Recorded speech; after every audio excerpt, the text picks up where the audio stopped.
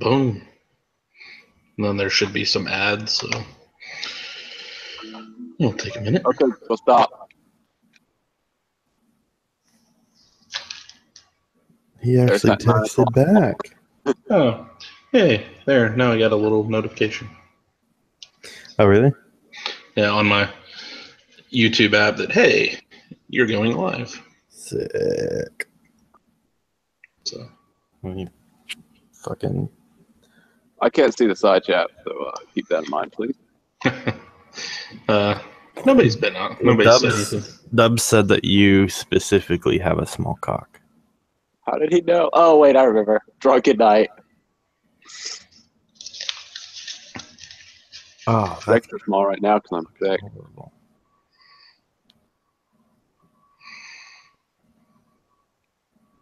Oh, here we go.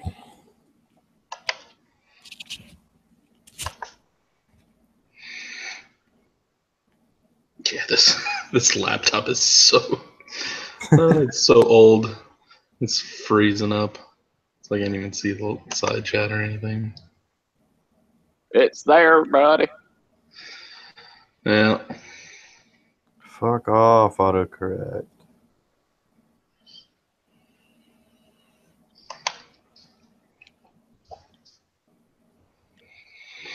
So what the hell has everybody been up to? Working a lot. Honestly, I feel like nothing's really like changed since way back. I've still been doing the same shit. It's kind of, well, the biggers got bigger and we got smaller, I guess. True. I mean, honestly, I stopped posting shit like probably like 6 months ago, like serious shit. Now it's all been, ball gags and clown porn. Yeah, that's normal.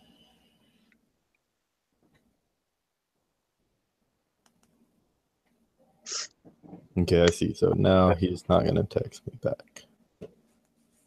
Now it's saying it's only you and me on my screen.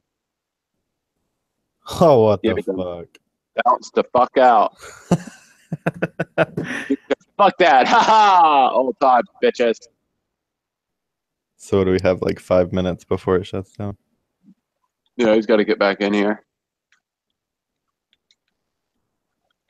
And then he was like talking about using a janky laptop.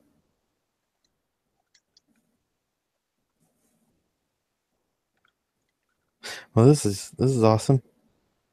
Yeah, this is like old times, man. Good to be back.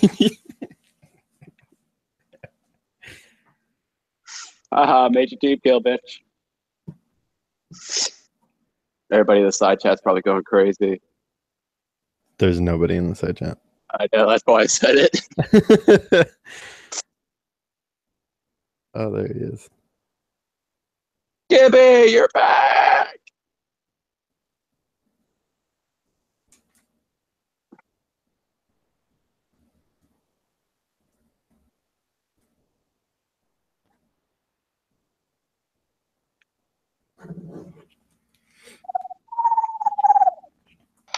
Okay, I'm back. Welcome back, sir. We went and got coffee because you took so long. Yeah. I'm just sitting there fucking talking, and I was just like, I don't think it's working anymore.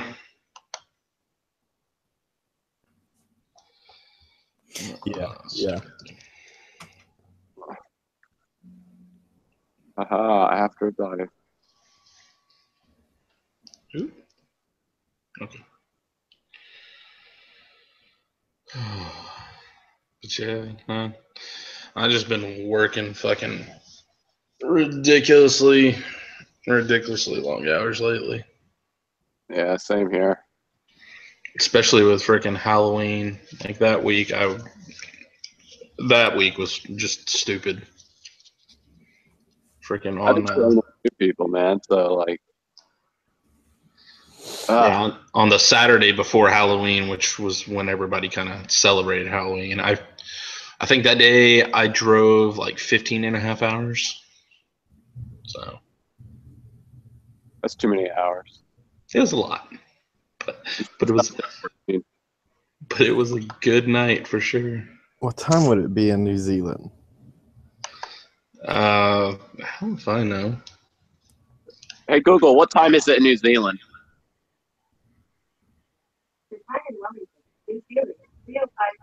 3:05 p.m. Shit. Yeah, like I said, I mean, this is when we kind of always did the old streams and stuff like that. And every once in a while, Yo-Yo would come and join Hey, in. Yo-Yo said she was down, so What? she said she was down, like to do this. I know.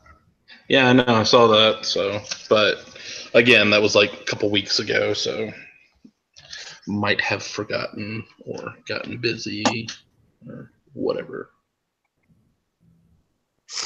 So, who knows?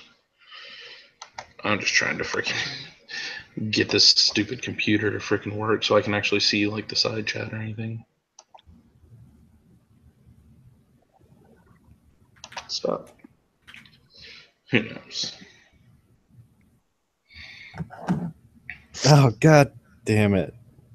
God damn it, Elizabeth.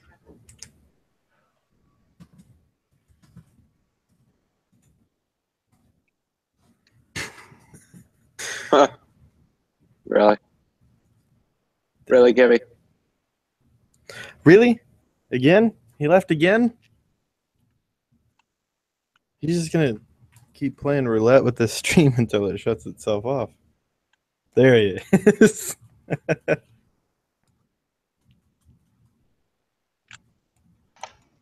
have a feeling that's going to happen a lot. What keeps happening? This is an old freaking laptop, and it's just can't support fucking doing like more than one thing at a time. So like trying to open up the side chat and stuff, it's like, yeah, we're not going to do that. You can fuck off. But,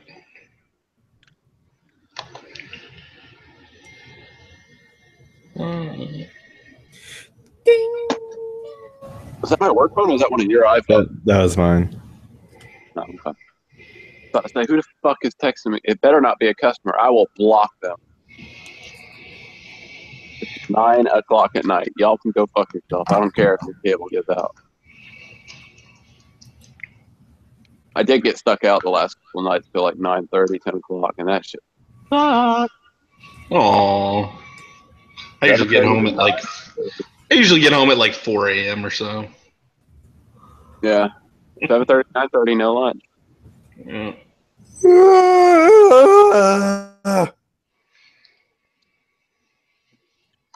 And there I've demonstrated a yawn. Now it's your turn.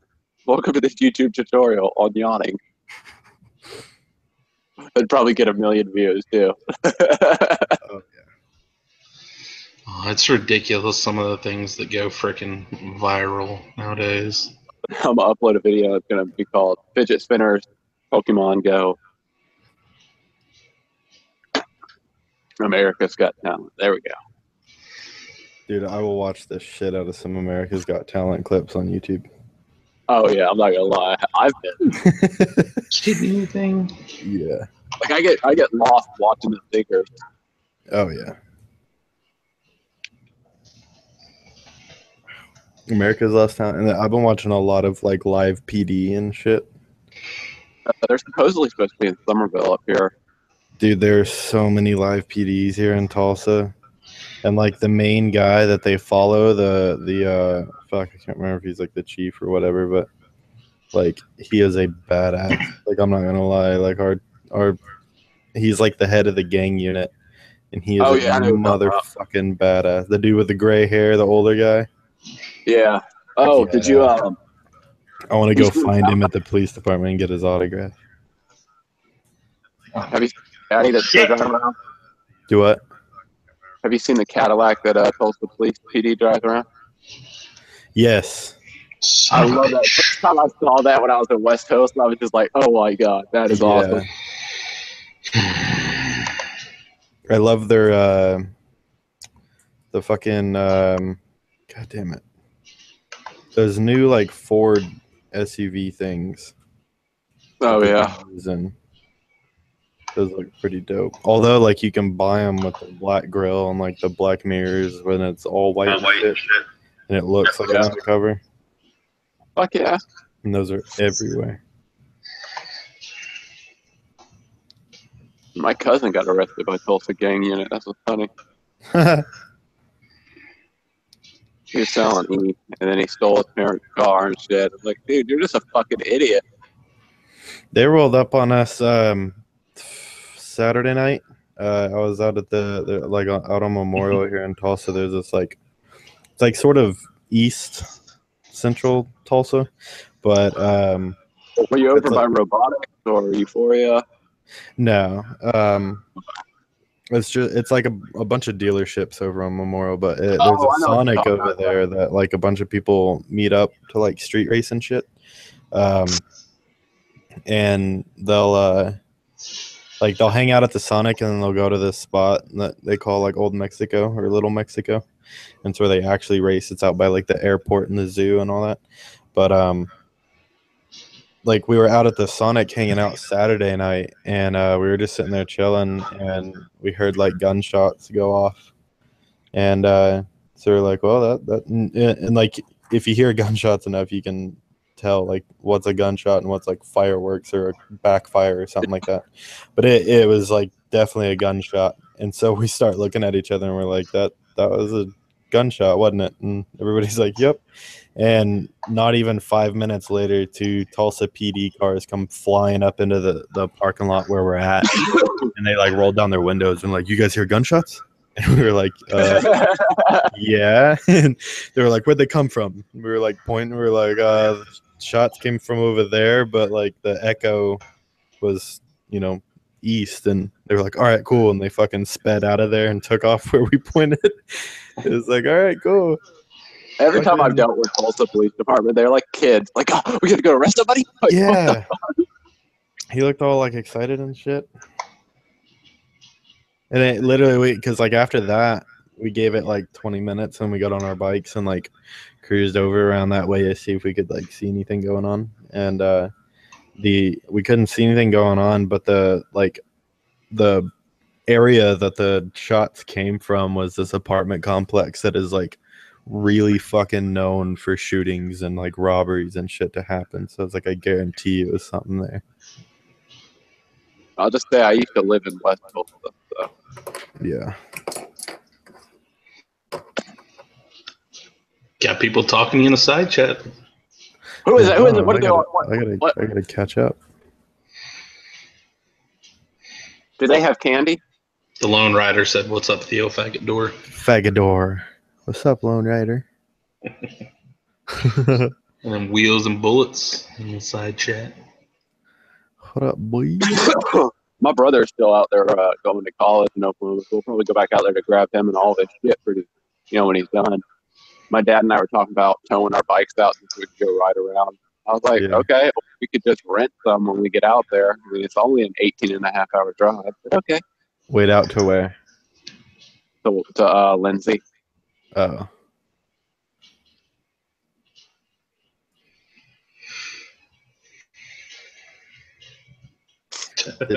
There's like no place to rent a bike in Tulsa at all. Well, there's Harley, but they're gonna be expensive. Yeah. I don't even think they do it anymore. Like the 2 Harley dealers that are here, they've like closed down a lot of the programs that they do. That's interesting. I thought they were required to have that by Harley. See, that there's a couple things that they're like supposedly like supposed to have. Or like required to have, but they don't. Like there's this like rider to rider program thing where like say you're wanting to buy a bike from like a guy that you met and the guy owes such and such money to this Harley dealer, then you can go to your local Harley dealer and like it's almost just like doing it through a bank. You just pretty much take their loan and like buy the bike and all that. But if you do it through Harley, you get to keep like the warranties and shit like that, like all the perks and everything like that. You actually want. Yeah, but like they like both the Harley dealers here don't even do that anymore. That's just weird, man. Yeah.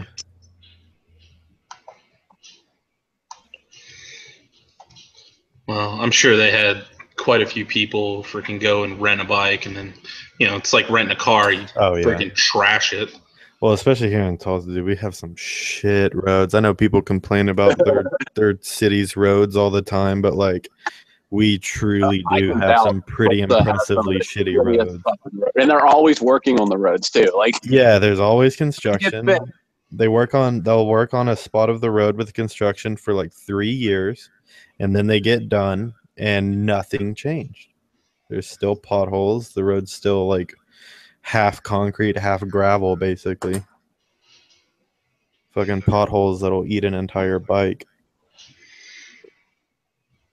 Yeah, so I'm sure that, if it's not financially viable, that they just freaking, stop those things. Yeah. And I think they said the rider-to-rider thing, they shut that down because they were fucking, I can't remember why. It was some sort of abuse to the system. Like people were abusing the system, like finding loopholes and shit. Hello, welcome to America. That's kind of what we do professionally. Yeah. Lone Rider asked if our Harley dealers are open 7 days a week. Mine aren't, but mine's closed Monday. Like any kind of auto dealer, though, whether it be a motorcycle dealer or car dealership, isn't like open Sundays. They're not like. Well, not necessarily. It's not that they're not open Sundays. It's that they have to close down 1 day a week. Yeah. I know. Here in Texas, I think it was called the Blue Law. Yeah. And most of them chose Sunday, but like I know that there's one car dealership here that they're open on Sundays, but they're closed on Mondays. Well, yeah, my local dealer was same way. The Harley dealers here are, or all the Harley dealers that you like go to in Oklahoma are closed Sundays and Mondays. But the one dealer that's open on a Monday is the Route 66 one that's like closest to me. And I didn't even know about it for the longest time. I just assumed every Harley dealer was closed Monday, like kind of the dealership thing, but like Sundays and Mondays. Yeah. But then I can't remember how I found out, but I was talking to somebody and they were like, why don't you just go to Harley? And I was like, it's a Monday, they're closed. And they're like, Route 66 isn't. I was like, what? Sure enough, I fucking showed up and they're open. I was like, well, that would have been good to know. Like 500 times. Monday. Yeah. No, my Harley just switched over, so now they're closed Mondays and open Sundays. Yeah. And I was like, these bitches, like literally Sunday, it's my first day off, like my Saturday. I don't want to leave the house if I can control it. Yeah. And then Tuesday, I got to get shit ready for work anyway. Yeah. Like I was supposed to put my truck out today, but that didn't happen. I think most are closed Sunday, Monday. Yeah. But again, it's up to the individual places. But it just always kind of threw me why dealerships were closed on Sunday. It's like one of the days that people actually have off. Yeah, like you'd figure Saturday and Sunday, because like I work at a dealership, and like you figure Saturday and Sunday would be the 2 days people would be looking for a car because they don't have work. Yeah. But now I understand that, like, them people wanting to go to church and stuff like that. So, like start, open at like 2. The only have it even a half day. About Sundays is because, like, if you think about banks and shit, if people are trying to buy a car on a Sunday, but then they can't get a hold of any sort of bank to go through any loans or anything like that, then USAA on a Saturday or a Sunday, and I had a $60,000 approval for a loan right then and there. Nice. Which that $60,000 surprised the fuck out of me. So. Yeah, I guess the bank thing does make sense. But I mean, most places have like on-site freaking financing available. Yeah, like So that's the I thing get about like the dealership I work at. We have it's really stupid. We have on-site financing, but yeah then like when you talk to them, they're really just a middleman. Like they're just yeah outsourcing like they have like 4 different banks that they go through, like a couple credit unions and shit like that. yeah. So it's like, yeah, we technically have in-house financing, but at the same time, like you might as well just go to your own fucking bank or a bank of your choice and do it. I bought that brand new F-150 for 20. It was sticker price was 40,000. I bought it for 23, and literally my bank had already pre-approved me. Rate was too high, and I got with SunTrust, which I thought was closing down. So. But that's how I ended up. Like, no, I wanted to go through USA because I have the insurance, and they're partnered with Progressive for my motorcycle insurance. So, I don't know. That kind of pissed me off. Yeah. Yeah, I put a fucking shitload of miles on my car this year. Really? Yeah, I think I'm up to like 53,000 miles so far this year. Damn. Yeah, I'm gonna need you to calm the fuck down, sir. I am still got over a month and a half to go, so it'll be over 60 by the end of the year. That's crazy, man. And what do you do? Uber? Yup, Uber and quote unquote Lyft, but I don't really That's do right, Lyft. because you heard my comment about the yeah, fuck Uber, right? Yeah, well, fuck you too. That shit cracked me up.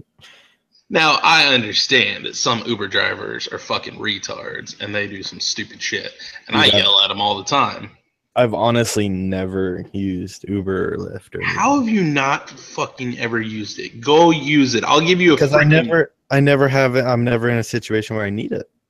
I've used them Just do once. it just to do it. I'll give you a freaking a little promo code where you can get a $15 ride for free. Wait, $15 ride for free? Is that like you pay $15 for the ride no matter what it is, or is it like a ride equal to $15? Yeah, You if got your to ride is up to $15, it's free.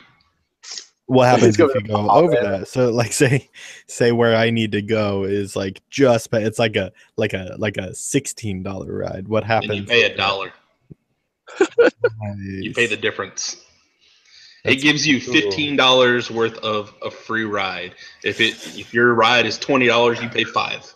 You know, I'll take you up on that. But if my $15 free ride is sketchy, like seeing the people here in Tulsa, if it's sketchy, then That's the thing. Hey, whenever you request, it shows you who your driver is and right. what their rating is and what their car is, and if it's fucking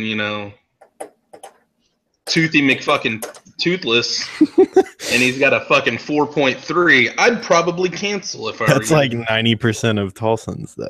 Yeah, I know, but you gotta take that chance. We got like our If population. you're really lucky, it'll be a hot chick and she'll rape you. We still won't have any teeth.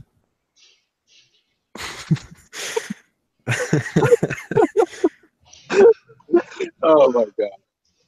But yeah, this fucking since I started doing it a little over a year ago, I've done 5,000 or over 5,000 rides now. Damn. Yeah. People like get in and they look at my little driver profile. They're like, "Holy crap! That would You've be done over pretty 5,000 rides." lit. Lone Rider said that his town doesn't have an Uber, but he's pretty sure there's at least one Uber driver. Could you imagine being the only Uber driver in an entire town? Hey, I'm gonna order an Uber. I'll see you in 10 minutes, Bob. Shit. Doesn't matter what your rating is, they don't have a choice. Yeah, pretty much. Actually, yeah, I used to Uber, and I actually liked it. Yeah, I always say the hardest part about Uber is just getting people to try it. Once they try it, they're hooked. See, that's the thing. I've never, because like the town that I grew up in, like didn't have anything like that. Like there was no like taxi type stuff. There wasn't any kind of bus transportation, taxi, Uber, anything like that. Yeah. So when I moved like to actual like in town in Tulsa, it's just not something I ever think about. Yeah. I usually just call somebody if I'm like fucked up somewhere. I'm like, can you come get me? Exactly, but that's the thing, you know. Sometimes people can't come get you, or Right. you know, she's like, you know, there was a lady I picked up a couple weeks ago. Like she was out at a movie with like one of her girlfriends, you know, just having a little freaking movie night away from kids, and she rode with her friend, and then during the middle of the movie, her friend's kid had some emergency. She had to leave, so she was just like, "Yeah, just go ahead. I'll freaking Uber back." You know, or you know, sometimes you know something happens with your car or whatever, and you just have to be able to get somewhere. Yeah. Or like, you know, I remember the first time I ever took Uber is like I had my foot was messed up, and I was supposed to go to a doctor's appointment, and I couldn't drive because this is back when I had my WRX, which was a manual, and my left foot was fucked up, and I was like, yeah, can't drive myself, and my roommate was supposed to take me. Then like 45 minutes before my appointment, he was like, hey, I got called to a meeting across town, so I can't take you. Yeah. And I was like, okay, no problem. I'll just Uber over. You know. You should have just called me. I would have picked you up. I mean, I would have been like 18 hours drive, but I would have got there. Yeah. But yeah, it's a good freaking deal. It's just, you know, like I said, it's just getting people to fucking try it. I used it when I was in training at my job. I had to take some time off to go to Oklahoma for my stepmom's funeral. And I rented this little tiny Nissan, like Altima, like whatever was below the Altima, like the smallest one they had. So I had to I dropped my work truck off back at the office, had someone take me up there to pick that car up. And then I Ubered back and I had to drop the car off at the office, like pick up my work truck. But shit worked though. It was like $10. Dude was real chill, so I gave him like $5 tip. Yeah, I mean, that's the thing is, you know, most people, you know, if they've ever needed a ride or anything like that, take a taxi. And I mean, we're literally like 3 times less expensive than a taxi. See, that's the thing. I don't even know prices of shit like that either. Because, like I said, I've never used any kind of like bus system or taxi or anything. So, like what is that all? The taxis at Fort Sill and Lawton, dude, you could go anywhere for like $2. What are the prices of like Uber shit? Does it vary on where you live? Yeah, each different market they set their price, and then it's just there's like a flat rate, and then you have a per minute and per mile. Oh, okay. Charge. So like, you know, like my mom, she went and visited my brother. So she flew into Newark, and my brother lives in Springfield, New Jersey. And I told her to take a freaking Uber. I was like, download the thing, you can use my little promo code, all this, blah, blah, blah. And then she gets there and she forgets all about it, and she takes a freaking taxi. Taxi from the airport to my brother's was like $80. Fuck. The Uber was 18. Really? Yeah. I was like, see, that's what I'm thinking. Maybe that's why, because I also always think like, oh, I don't have fucking money for that. Because like typically, if I'm like out somewhere and I can't get back, I'm pretty far away. Yeah. Well, like, hold on. Let me see. Oh, hey, in our side chat, just the Hangout side chat, type your address and then type the address of like freaking, I don't know, the bar that you go to. I don't even know the address of a bar. I just know where. Say the name of the bar. You can just say the name of the bar, and then it'll bring it up. Let's see. And I'll tell you how much it would be. Oh fuck! I put it in the YouTube side chat. I'm kidding. Are you kidding me? Yeah, I'm joking. I did. Fucking fucking Take down the site now. Fuck you. Delete your channel right now. Okay, Google, stop. Hey, I need a cigarette. Okay, Google, blue. Oh, that gangsta shit. Let's see. I got 1,171 kills.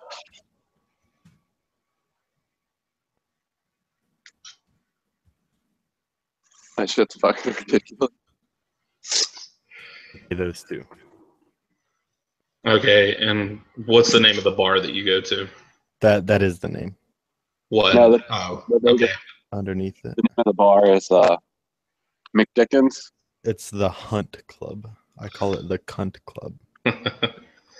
It's like a. It's pretty cool. It's like a little outside bar, like live.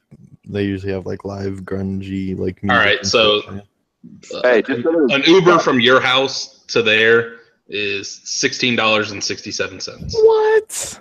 Yep. Dude, I'm totally getting fucked up next time I go.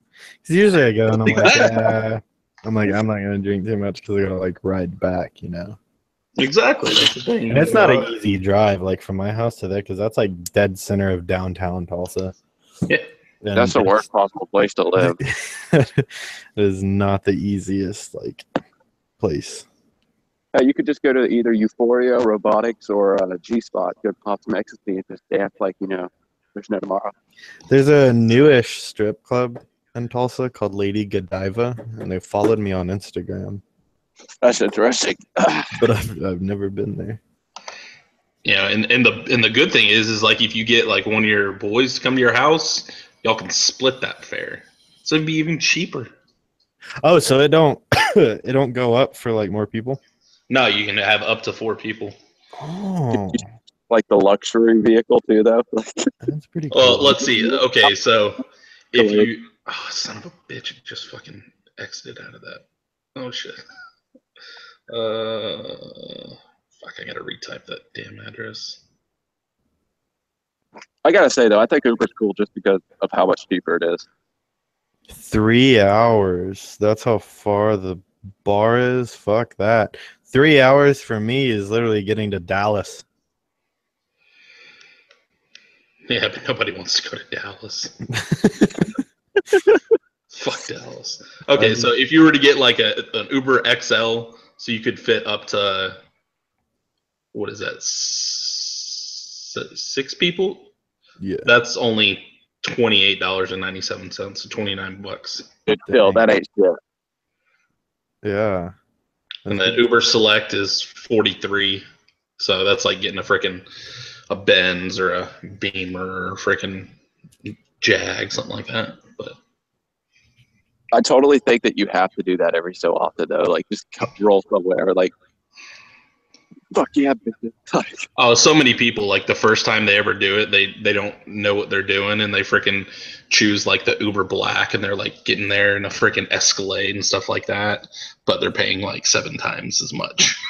Yeah, but just for, like, the cool factor. Yeah. I'm going to start Ubering on my motorcycle. Nah, can't do that. Who was it? Wasn't it Bash and Rev Bomb that did that video that one time? They like showed up to LAX and they were like, "Hey, we're your Uber." Oh yeah, yeah. No, I They're gotta like, pull my bike. we're your Uber. Everybody's like, no, I didn't even call an Uber. And they're like, oh, they're like, oh, you didn't? Oh, okay. You just see somebody get in the back of their bike, though, like, all right, Oh, dude, I had this chick that got in the car. What was it? I guess it was like the Friday before Halloween, I think. Oh man, this chick was hammered. She got in the car, and like she had ordered me. I got there. She gets in the car, and then she accidentally hits the cancel button. Oh, and I was like, "Why did you cancel?" She was like, "What are you talking about?" I was just like, "You just canceled the ride." And like as soon as that was happening, you know, it was like Halloween time, so it was it was ridiculously busy. So I was already getting another ride, and I accepted it. And she was like, I don't know, what are you talking about? And she like looks at her phone and was like, how was your ride with Chris? And I was just like, yeah, you canceled. She was like, well, I didn't mean to. I was like, I figured you didn't, but too bad, man. You did. and then she's just like, well, can I re-request? I was like, I already accepted another ride. She was like, well, can I do just like Venmo you or like cash? And I was just like, I've already accepted another ride. She was like, well, I'll give you a bad rating. I looked at her. I said, well, first of all, bitch, I didn't cancel. You did. And second of all, once you cancel, you can't rate. So, joke's on you. Get out of my car. Wow. That's awesome, dude.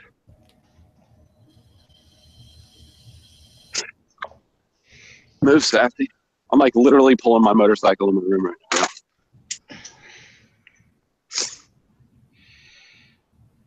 So does it get annoying like using your own car though? Because like I know like I'll get pissed off if I even just have a friend in my car and they're like getting trashy and shit. I mean, the vast majority of people are pretty nice. They're pretty clean, Yeah. everything like that. But I mean, you know, it's your job, and you know, I work at night for Uber, so you know, things are gonna happen. Like in the over 5,000 rides that I've given, I've had 5 people throw up in my car. So I guess if you're like making like plastic laid down or something, you wouldn't mind like cleaning up. Yeah, well, it's 5 people have thrown up in the car, but only 3 times has it actually like gotten on anything. Because I'm a smart guy and I carry a bucket in my trunk. Oh. So like if I pick up people and like, you know, someone is like extra fucking trash and I'm like, okay, this person's gonna throw up in my car, I just go ahead and get them the bucket and be like, hey, you can hold on to this. And like generally, you know, if they do, you know, they make it in the bucket. And like one time a guy made it in the bucket and then he spilled the bucket. And I was like, oh, you were so close. And now get to pay for the cleaning. Yeah. Yeah, and it's anywhere between $200 and $200 or $20 and $250. So Damn. Is that like you go to a detailer though, right? yeah, I mean I take it to like just the local car place that just, you know, they do the washes and the interior cleanings, all that stuff. You know, and I have leather seats, so oh, that helps. Yeah.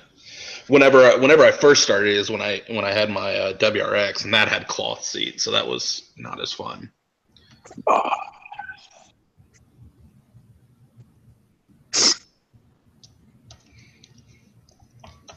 Ooh.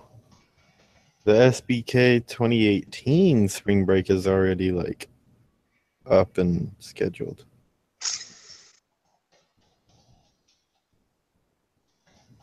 Sick.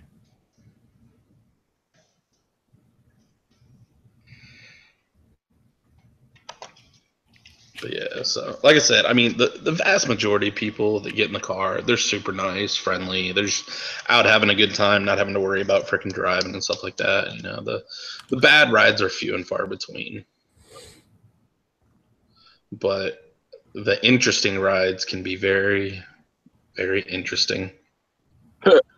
And my favorite story, it wasn't necessarily my favorite ride, but my favorite story ever was, you know, I live in a pretty nice part of Houston. And one day I was just sitting at home and I just had the app open, you know, waiting to get a call. You know, whenever I get a call kind of nearby me, I'll go out and start the day. So that's what I was doing. And so I get a request from just like a neighborhood over. And so I head there. And whenever we get requests, you know, it just tells us the name of the person and their address. We don't know where they're going or anything about them, really. So I get there, and, you know, anytime I get to a place and the person's like not outside waiting for me, I send the same like little form message, and it just says, hi, this is blank, your Uber driver. I'm outside. And about 20 seconds later, I get a text back that says, okay, you're going to be picking up, and I don't remember the name, but it was some stripper name. It was like Candy or Cinnamon or Diamond or whatever. And you're going to be picking up Cinnamon, and here is her number if you need to get a hold of her.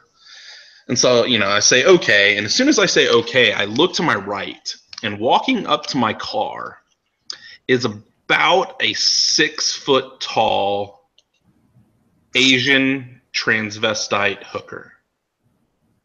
Damn. That is in awesome. heels and a schoolgirl outfit. And I'm just, You've already won right there. I'm just perplexed because of what's walking towards my car. And so they get in, and I'm just like, I confirm the address that the person is going to, and they were like, yeah. And I was just like, fuck, this is so weird. And it wasn't like a really quick ride. It was like an 18-minute drive. So I'm just like driving this whole time, just like kind of turning the radio up because it's just so awkward in there. Because I'm trying not to look at the rearview mirror and see this Asian transvestite hooker that's in my car. And so we finally get to like where the pin was dropped, and there's nothing there, and I'm like, fuck. So I call this guy, and I'm like, hey, I'm at where the pin is dropped, but there's nothing here. He's like, yeah, that happens sometime. It's the apartments that are about half a mile back. So I was like, okay. So I go and I get there, I drop the person off, and I get the hell out of there. And then I'm just thinking, like, what the hell just happened? And I remember that he sent me whatever Cinnamon's phone number. So I Google Cinnamon's phone number, and sure enough, it's a hooker. But the weird thing is that from the ad, you can't tell that it was a transvestite. So then I'm just wondering, what happened when dude opens the door? It's like, you ordered, what you think is Cinnamon, but what you got is Dave. Yeah. With extra nuts. And it's just like, what happened? Was it, just shut the door really quick, lock it, and that's the end of it? Or is it, hey, didn't know you were a dude, I'll get you an Uber back home, shut the door? Or is it like, hey, you're here already, might as well?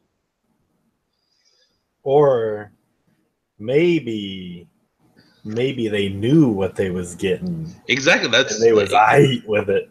But like I said, from the ad, you could not tell. Yeah. Like it was not like well known in the ad that it's like, hey, I'm pre-op or post-op, because it was very evident in the car that this was not. Get to the car. Yeah, no, it's cool. Let's go. Yeah, so I always wondered about that, but I damn sure wasn't, waiting around to figure out what happened later.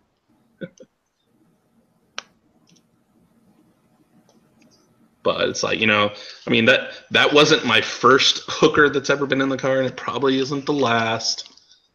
But, it was definitely one of the most interesting rides ever.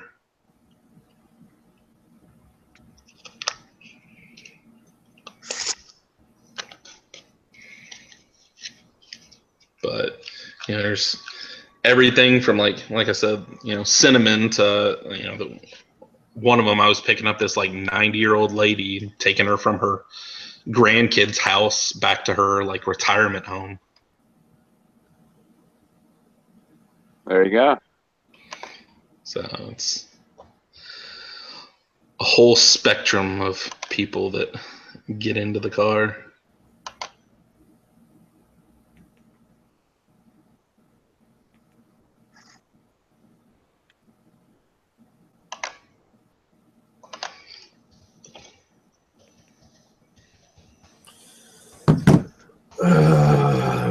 People. Fuck. Yeah. What up, dogs?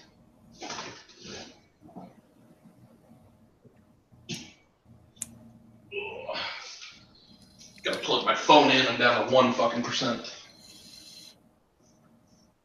I told you, man, you got to stop looking at Cinnamon shit. Yeah.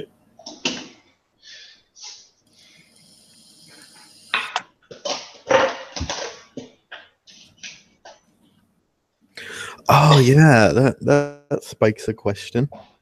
Huh. I'll wait for you to get back.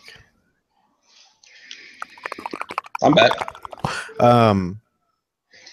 So Lone Rider asked if you ever gotten pulled over while driving somebody. One time, and it was kind of weird.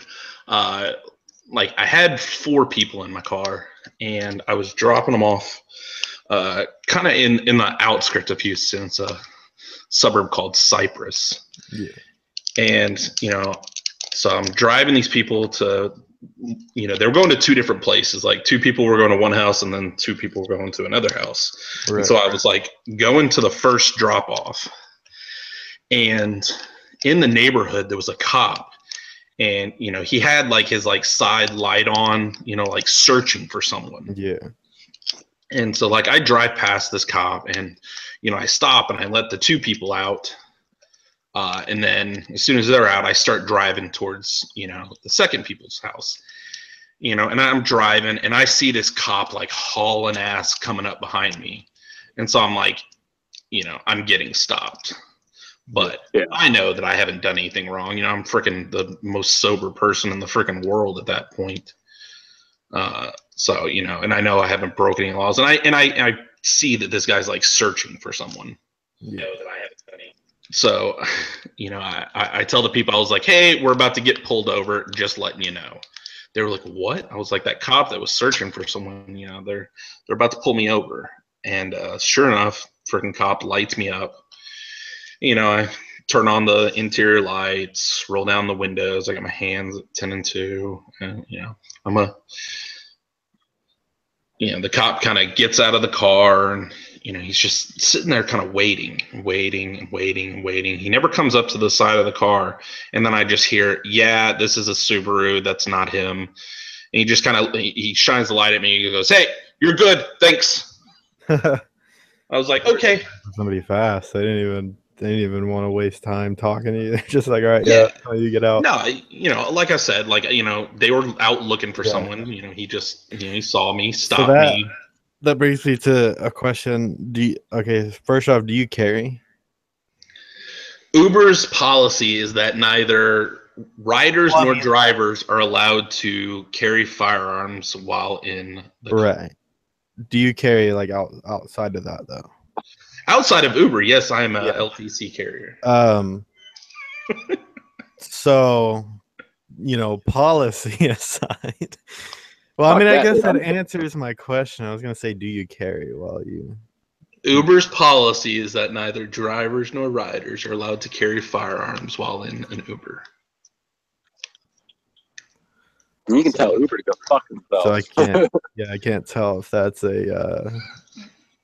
I'm telling you the policy, but I don't follow, because I'll tell you right now, like okay, I'll say this: I would rather be alive and out of a job. There you go. Okay, yeah, that's what I tell everybody, because like at my work, they got the signs up everywhere, no firearms or anything, but it's not a federal building, so it's not against the law. So I do anyway. I just don't let anybody know. But I was gonna ask, because there's the whole thing, like I know that like in my job, every now and then I'll have to like drive somebody somewhere, like a customer or something. And the only thing that goes through my mind is, the whole law, if you're carrying, you're not allowed to have like a felon in your car. But obviously, like, I'm not about to get in the car with the customer and, hey, quick question. Are you a felon? Exactly. But the thing is that you're not knowingly allowed to do things like that. Gotcha. You can't be around felons knowingly. But like, if you're carrying at freaking Denny's and the guy that sits down next to you. Well, true. Yeah. I feel like I'm curious because it's your personal car.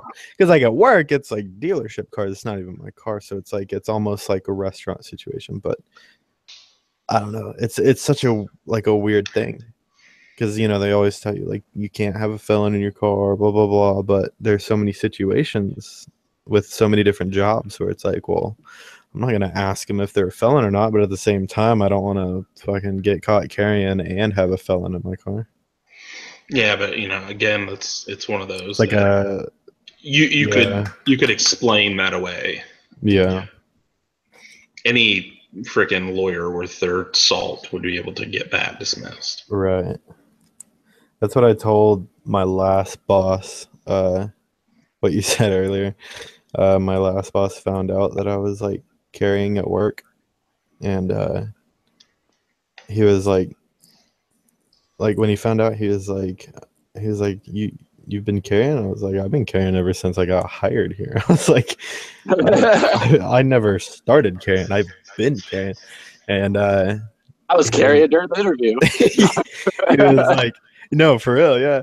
And he was like, well, he was like, it, technically it's like against the policy and everything. He's like, there's not exactly anything in the handbook saying you can't, but like if they find out, like you will be fired. And he was like, I don't care. He was like, hey, he was like, as long as I don't see it, I don't know about it. And I was like, all right. And I was like, well, I'm going to continue to, because like I'd rather like get fired by getting found out that I'm carrying rather than somebody like, get pissed off and come shoot up the place. And I'm just like, oh, well, like I kind of need to keep this job, so I don't have my gun with me. Yeah.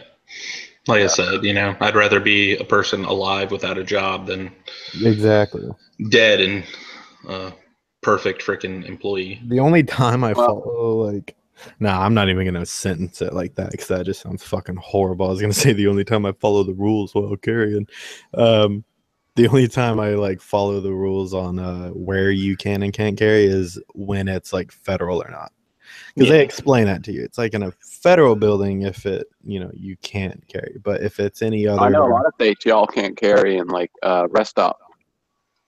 See, but that's the thing. Like schools and federal buildings, you can't carry, like legally can't carry, but like if you're going to a restaurant or something, or like a rest stop or Rest stop, like yeah, my just building, rest stop. like they've have the signs everywhere that say like carry not permitted, or they got the gun with the little cross through it, like no weapons permitted or anything like that.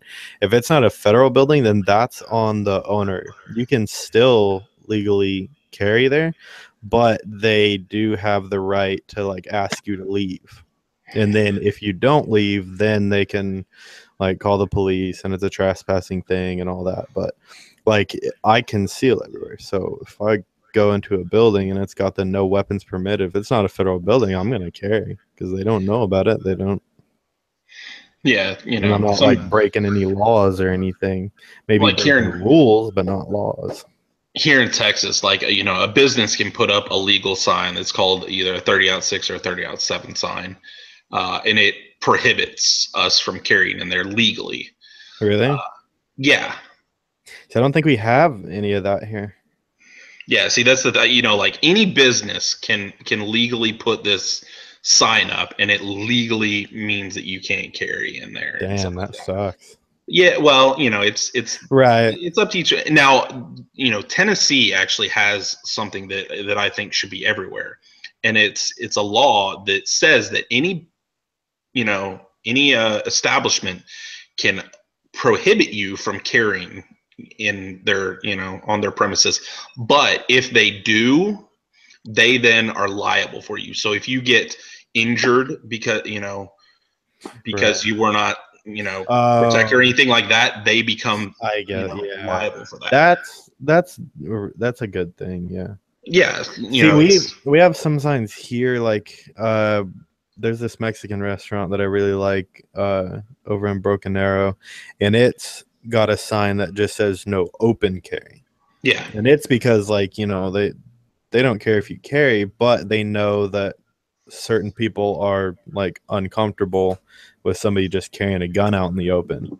So they pretty much just ask that if you do carry, like conceal it so that you don't like make anybody else in the restaurant uncomfortable.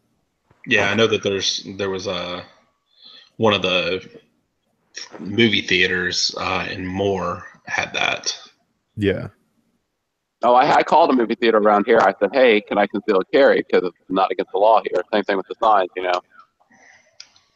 And they said no, and I went there, and I was concealed carrying, and I just so happened, I guess, to turn just the right way, and someone saw the imprint, and they kicked me out. I was like, "Give me my fucking money back! I just spent like $30 on tickets and popcorn, bitch." That's gay. See, like, there's other situations where it's just so like it's almost like such an easy thing, and it might not be a good thing, but like Okay, Google green.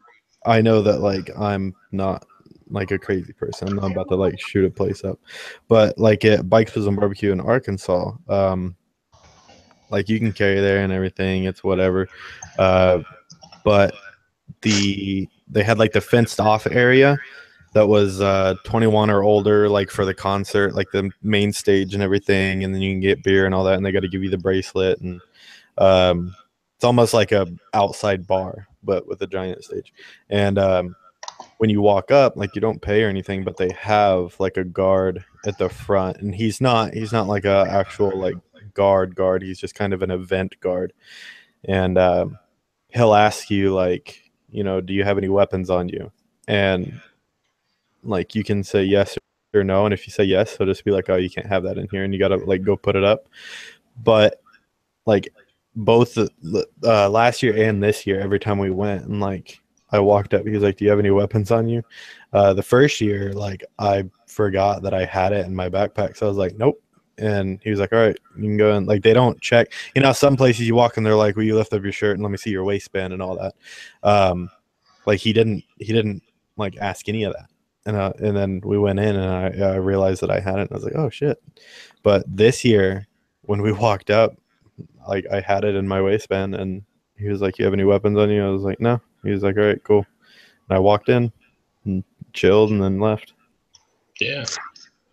You know what I find funny? My work won't let me carry any weapons. Like we're not supposed to have pocket knives, guns, any types of weapons. So I carry a pocket knife every day. I use it in front of all the supervisors, the manager, like everybody. And then in my truck, I have a machete.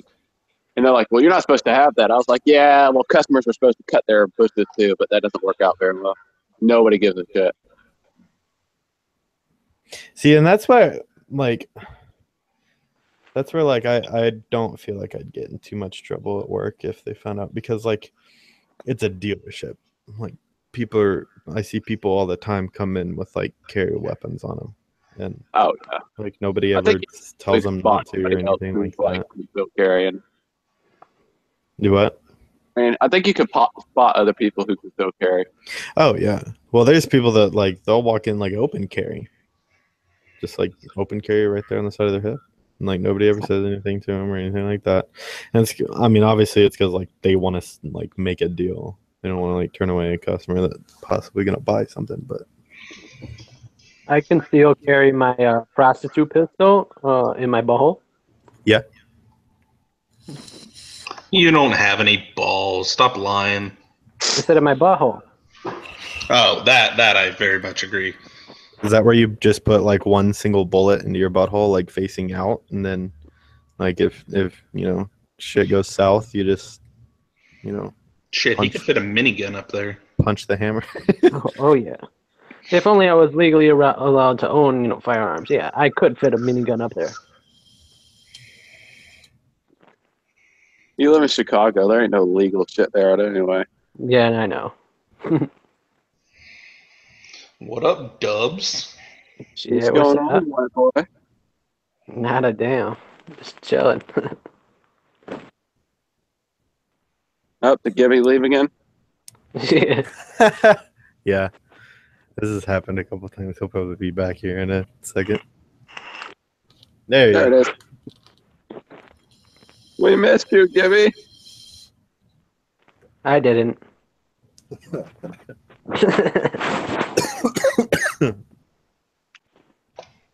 I told you that's probably going to happen a couple of times. Yeah. This freaking computer is like fucking, I don't know, at least like 7 or 8 years old. Yo, Gibby, how far are you from Bay City? Quite a ways. Oh shit. My brother was out there for work for a while. and then he's about to move there. So shit, that's Yeah, one a little I'll bit. be up there. Let's see. Dude, that's fucking crazy. Like other states that like complete gun bans. Like I'm like 2 hours away from Bay City. Oh, that's not terrible. Yeah. When I buy another bike, fuck, I'm gonna fucking tow my shit up there. You able to ride again? Yeah, I rode. I actually just rode fucking for the first time not too long ago. I only went like around the block, but not around the block, like around the neighborhood. But shit. Oh yeah, man. Glad to hear you're getting back on. Oh yeah, right. Shit. Oh, it's fucking 10 o'clock. No, it's only 9. yeah. Yes. This is that. It's 9 o'clock in fucking the real America. Yeah, Hey, 7 o'clock in California. I'm still. My state's one of the first original colonies. I'm just saying, you bitches came after. Yep. Had to fucking make things great. Took a little bit. Who the fuck was emailing me at 10 o'clock at night? Maybe it was Cinnamon. No, I didn't get her number yet. Dude, if you only you guys knew how many emails I had, fuck. I haven't checked my email since like before my fucking accident.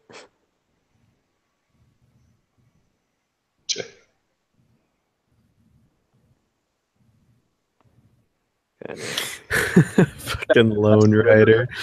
At least with a gun ban, you don't have to worry about anyone having a gun. Oh, I don't worry about anybody having a gun now. That's not true. I killed a turkey buzzard the other day, by the way. I had to, he jumped in front of my truck and I had to finish him off.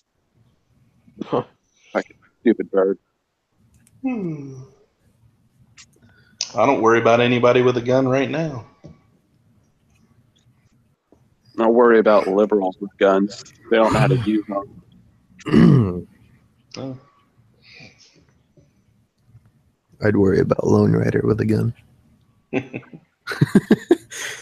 took my my girlfriend's son. He's 9 years old out shooting. We took the AR out. Every time this kid, he's like 90 pounds soaked away. Every time he pulled the trigger, he bounced back like it was fucking hilarious.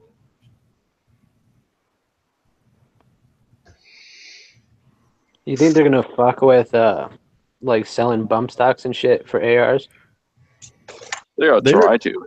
Yeah, ATF already said they're illegal. I don't know.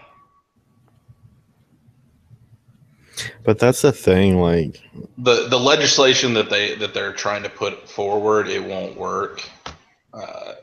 That's the fucking the shitty thing about all the damn legislation that they always try to put through, in Congress and stuff like that, is that if they were just trying to take away bump stocks, they could do it. But they try to put so much other shit that's so far overreaching that it's just like you can't do that.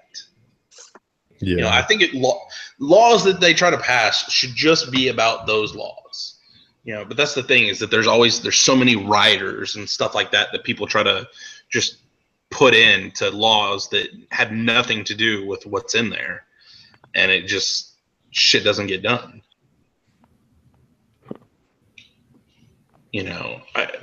Bump stocks.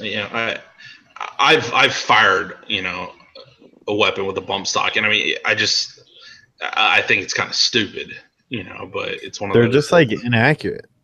Yeah, it's very inaccurate, and I mean it's just the stock and the grip is no longer. I mean, it's attached to the gun, but it's no longer stable with the gun. It's just bouncing back and forth. So the actual rifle is just anything essentially that's sliding freaking back and forth. full auto is not accurate, in the first place. I understand, I don't really think that there's any really use for a full auto, but the thing is that I also, don't want it 100% completely banned. If a person wants a fucking full auto, and they can get all the freaking class 3 paperwork and stuff like that done and everything like that and do everything correctly, fucking more power to them. I could get that shit here right now. Well, see, what I find so funny is I believe that every American has the right to full auto. We can buy a tank if we want to, The main reason of the Second Amendment is our protection and the fact that we can overthrow the government. You know what I mean? Yeah. That's what they love to overlook it. They're like, oh, it's only for this. No. It's for everything. The problem with the freaking gun debate is that the people with the loudest voices just have absolutely no idea what they're talking about. If the people that were, making decisions, stuff like that, were just better educated on actual guns, a lot more could get done.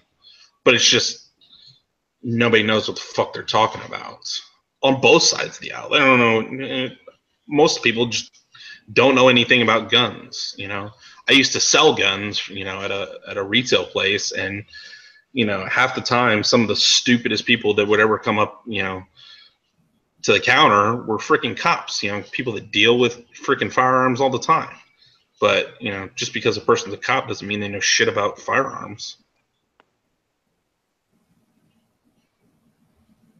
True. So it's just, like I said, the people that are the loudest a lot of times on the gun debate just have absolutely no clue what they're talking about. That's the worst part.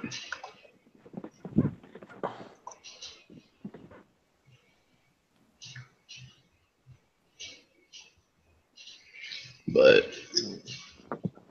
the thing is there's a lot of freaking laws out there right now on guns. The thing is that they're not fully implemented and stuff like that. Like this fucking retard that went and shot all the people, down here in Texas, he shouldn't have been able to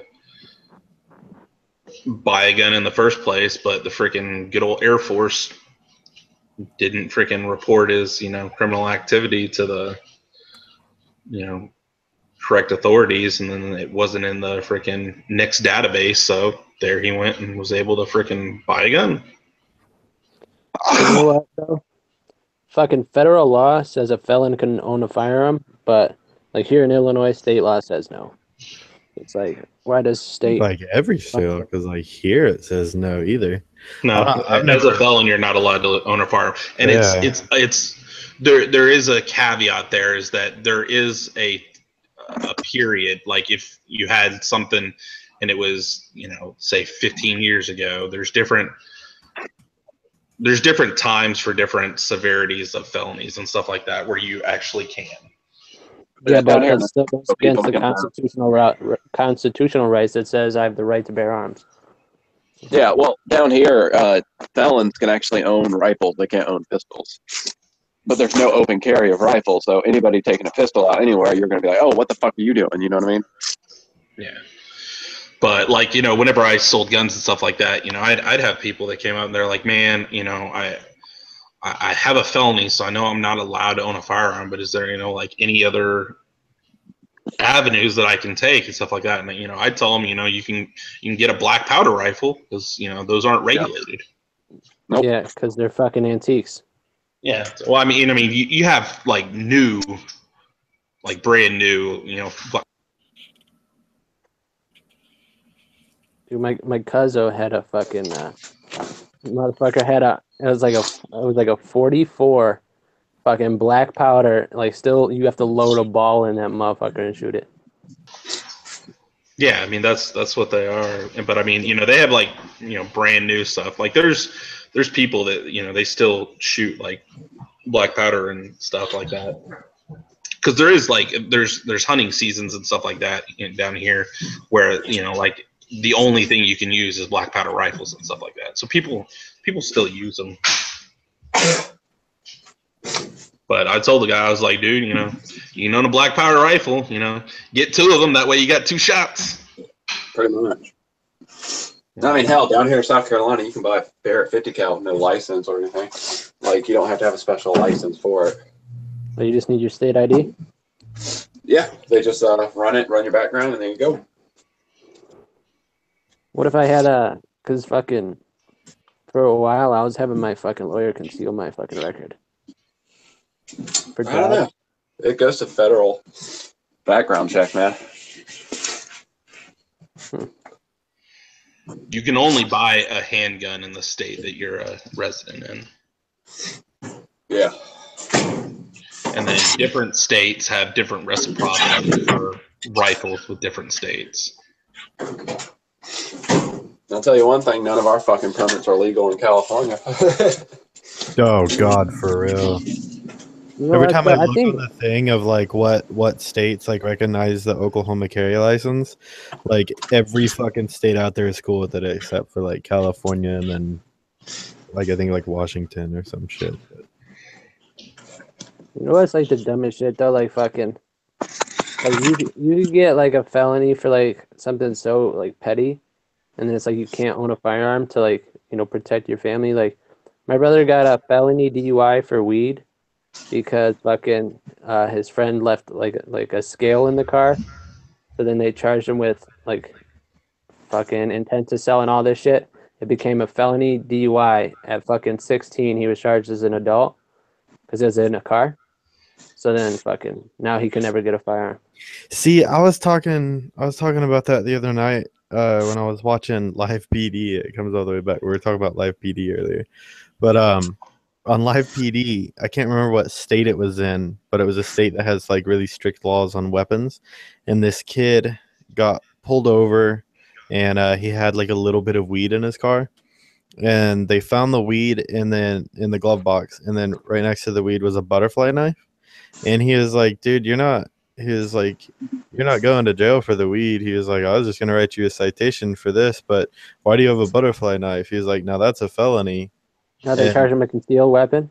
yeah. And they gave him a felony Bullshit. for it. And I was like, dude, that's Yeah. fucking nuts. Cause like out here, like the only kind of knife that is illegal is the, fuck, what do they call them? They're not switchblades. Blackjacks.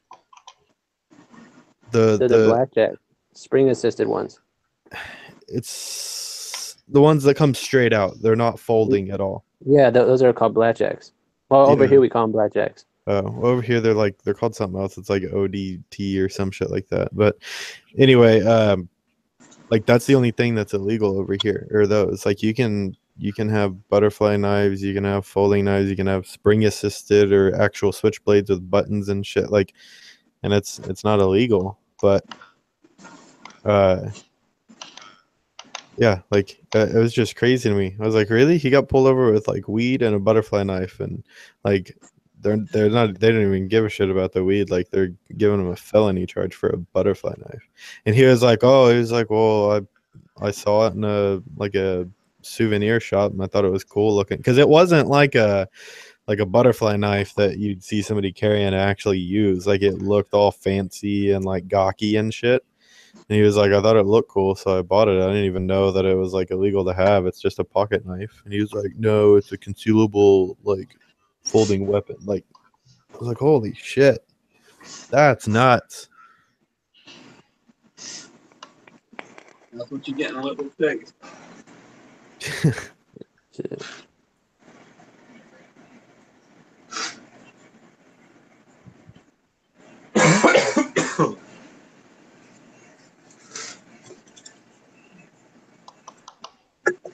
Nah, switchblade is like the folding knives with a button that you just click the button and they come out.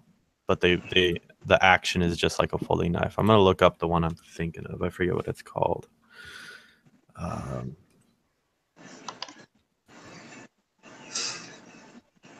remember one time I saw an accident, like this dude crashed into this like brick pillar.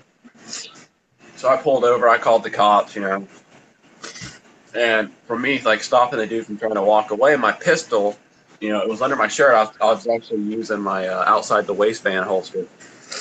And it was just hanging out in the open, and the cop pulled him. And it's illegal to open carry in South Carolina. Like It at is. all? Yeah, at all, unless you're on private property. Or Really? hunting. Like you can't even get a license for it? No, not yet. We're working on it. We got concealed carry, but not open carry. I think But- ours is both. Like there is Yeah. no concealed or open. It's just a carry, and you can choose to Why do would it be whatever. fucking illegal for open carry but fucking straight for concealed? That's dumb as Right. shit. That's like ass backwards type shit. Well, that's how Texas was. Texas, you could conceal carry, but you couldn't open carry. But now Texas became the 44th state to allow open carry. And whenever you go and you get your but to be able to open carry, you have to have a license, which is just the license to conceal or open carry. But Dude, that shit that ain't was never gonna happen over here. that was the one thing, with Texas is like, whenever I first got my license, it was only conceal carry. And the thing is that, like, let's say that you were doing something and you like reached up and, then your gun became visible, it was up to the discretion of an officer, whether it was an inadvertent or an, blatant brandishing, and you could get charged for that. And, now with freaking, open carry is allowed, that it doesn't matter now. It's like, even if it comes up, it's, hey, it was an accident. It doesn't matter. I can open carry anyways. OTF blade. That's what it is. It just stands for out the front, but that's what I was trying to think of, was an OTF. You know what knife I carry is a Gerber tactical knife. It's got that spring assist. It's not technically a switchblade or. Yeah, I like those. It doesn't have a button. It's just got the little notch on the actual blade, and then once you like flip it, it's got the spring that'll pop it out. Yeah. Like last night, I was hanging out with a couple of bikers, and one of the guys. This is the funniest shit I've seen in a while. One of the guys like, "Hey, anybody got a knife on them?" And all of a sudden, out of nowhere, you just see a bunch of people pull knives out here. Click, click, click, click, click. Like, it was pretty awesome. I used to have this really nice fucking cold steel knife. It wasn't spring assist or anything. It was just a regular like folding knife, but that thing was tough as fuck. And it was like $150, but I think my brother took it. Actually, the Gerber I carry, I lost it somewhere. I think in Tennessee. Like we stopped at a rest stop, one of the straps broke off of the truck, and I was cutting off the old stuff. I set it down, and the next thing I knew, I lost it. Like it. I probably left it on the trailer, lost it somewhere down the road. Did that with a gun once. Yeah, well, I got pissed off. Like I found out like an hour later, and then I reordered it. I was like, I'm gonna order another one of these. Like that's how much I love this knife. Dude, My cousin had a. joking aside about like losing a gun somewhere. I used to work for a rental car company, like detailing the rental cars after they'd come in. You'd be fucking surprised how many people forget their guns like in cars. You like pop open a glove box and it's in there, and a console or tucked under the seat. Like, dude, it's bad how many people like forget their guns in places. See, I can never do that. I couldn't either. That's every time I'd find one, I'm like, what the fuck? Like, how do you forget that your gun is like right there? Dude, I'd keep that shit. That's just me. I have my cousin come pick it up.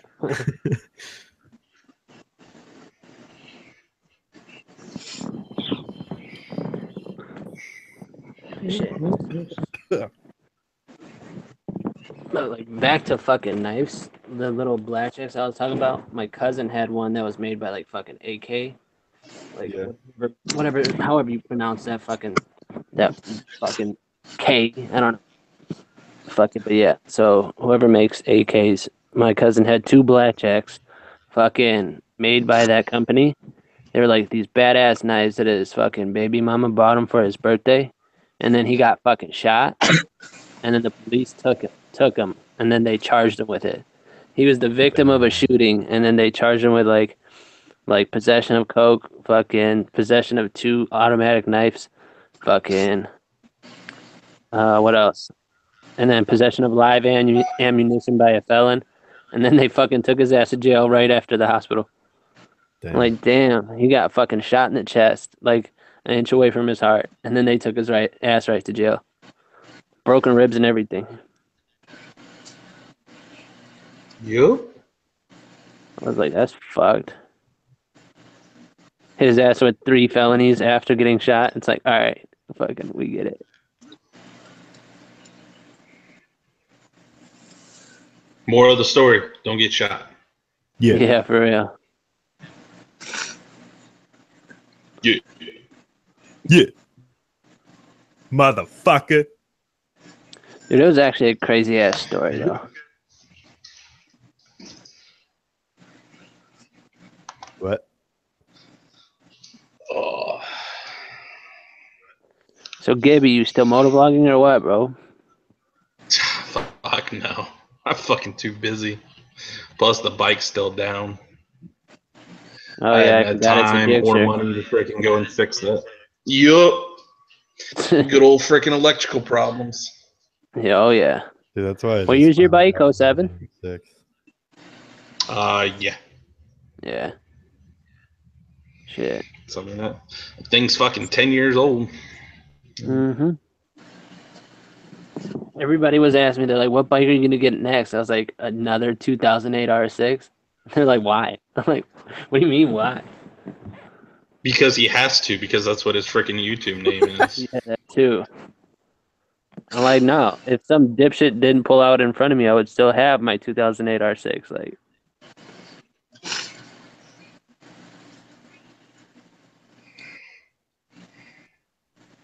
but yeah. They're like, well, that's the bike that almost killed you. I'm like, no, the idiot driving the car is what almost killed me. Like my helmet coming off is what almost killed me. Would you not have it freaking strapped? I did. It What kind of fucking, helmet you have? it was a built. Oh, well, there you fucking go. Yeah. Fucking broke my Most nose on important the way fucking off. piece of gear, and you go get a built. Get a Yeah. fucking showy. Oh yeah. Next one is. That was the thing. You know, when I very, very first fucking started, like I had, what was it? Like a speed and strength fucking helmet. Yeah. And then like as soon as I, actually was like, all right, yeah, I'm gonna fucking be riding for quite a while, I went out and actually bought a, good helmet. And people are like, what's the difference between a freaking, $100 helmet and a fucking, $1,000 helmet? You pick them up, you can fucking tell. Yeah. I didn't do it. That It's like motherfucker. even, I got, Dude, my helmet snapped what my was the name? fucking nose on the way off. Oof. Yeah, I got a freaking Icon helmet from Queen Bee, and like it's a nice helmet. It's a good quality helmet, but compared to my freaking Shoei, like you just pick them up and you can feel the difference in the like quality. Shoeies are like Snell rated, right? Yeah, they're usually DOT and Snell rated, Cool. especially depending on which one you get. So like I had like the RF 1200, and it's like their top of the line like multi-use one. It's not the freaking race helmet, but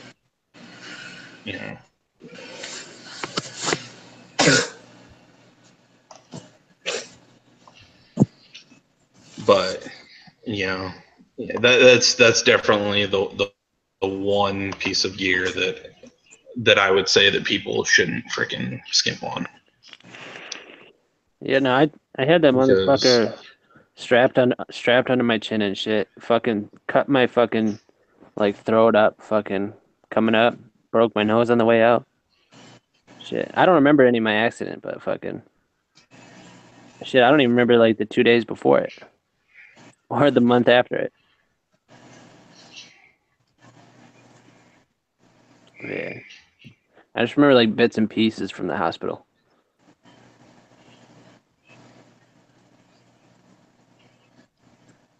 But yeah, I'm definitely not gonna skimp on my next helmet. yeah, be a good idea.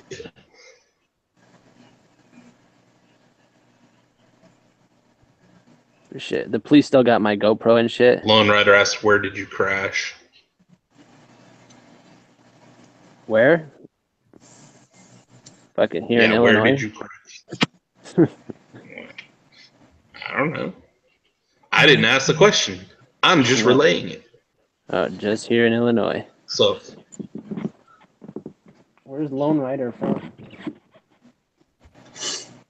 he's kind of a dick, Lone Rider. So you have to be more specific.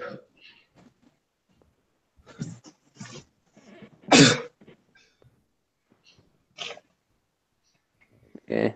You could Google it in the newspaper, so it's like, fucking. I'd rather not.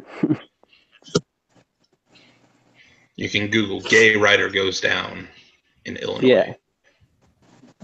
Dude, you know how many motorcycle accidents have been in the last couple months? Fuck. Yes. Did you crash on the highway? No. Fucking, it technically is a major highway, but it's not like the expressway. Fucking, it's just a super, like, it's a main street. And then, it like turns into a highway at some point. Yeah. Yeah. But, like, I was super in, like, fucking suburbia, you know? And then, fucking some kid was pulling out of his apartment. He said he looked both ways, didn't see a motorcycle coming, and then made a left turn across fucking, it would have been 2 lanes. Like, there was two lanes going the way I was going, and then there's 2 ways going the other way. So he was making a left-hand turn in front of me, and then I hit the back of his car. And then the fucking, I don't know, the whole thing got fucked up. So the detective told me I was not supposed to get any tickets, and I had the right of way. But then, fucking after I got out of the hospital, they charged me with like a bunch of shit. And then they like failure to reduce speed to avoid an accident. But there was a skid mark on the road, so it's like I tried to fucking reduce my speed. It's like, how you charge me with that shit? Yeah, that sounds like a bunch of bullshit.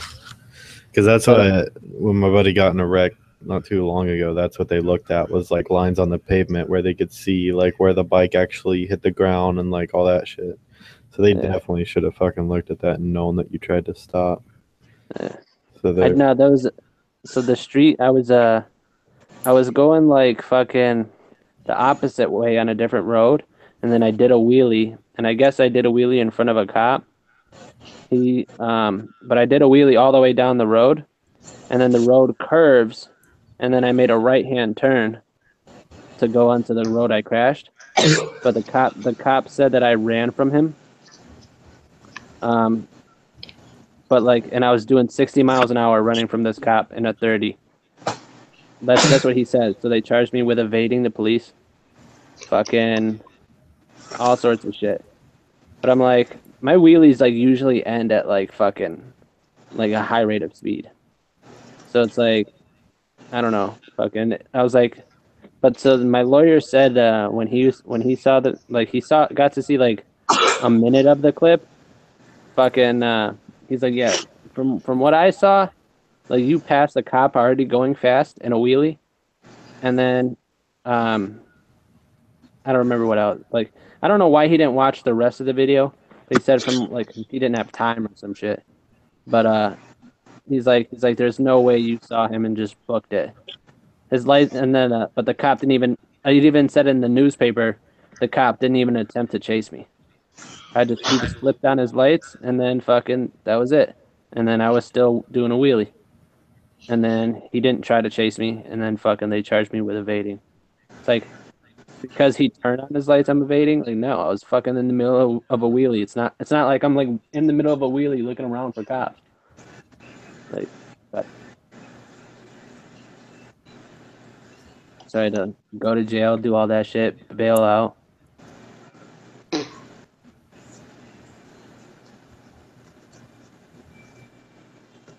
That's fucked up. But apparently I was recording that day.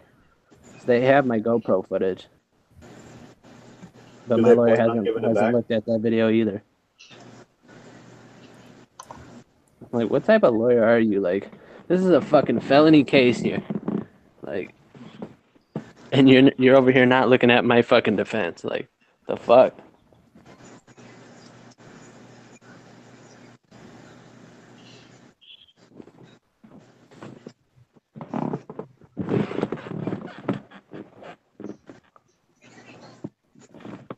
but shit, fuck it.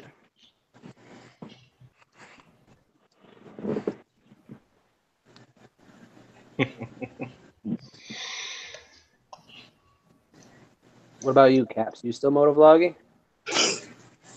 Nah, not really. I mean, like I lost my GoPro's mic adapter. Buy a new one. I'm going to, but I've actually been working so much I haven't been able to get on the bike much. Like the shit I was doing last night, I can't record. So Oh damn, those prostitutes, huh? yeah, their name is Cinnamon. Cinnamon. And Diamond. What's your last name? Rodriguez. Yeah, what about you, Theo? What? You still motovlogging? Yeah. That boy's sponsored now. Still popping those wheelies on the Harley? Fam. You're Just a traffic my way, bitch. No, I'm just kidding. Do what? I said you really sponsored? Somewhat. For what? It's a fairing company, Memphis Shades. Oh. Yeah, they make fairings. Actually, no shit. No, send me some fairings for my bike. Oh yeah. Yeah, for real. 2014 48. Because that shouldn't be dope to have. I bought a bag for the back of the Sportster from Cycle Gear. I'm waiting for it to come in, but like legit. Dude, get on eBay and just buy one of them little sporty fairings. They're like $20. No, I want a real one so I could actually block out some of that wind. Oh, I like take this 40 on like real road trips. Yeah. Get a gauntlet. I don't fucking know. That's what Memphis Shades sent me on mine, and it's like it's not huge and like ugly and shit, but it like I get on the highway with it and it blocks head and torso. Let me see what you got. Is it on your Instagram? Yeah. Alright. Shit.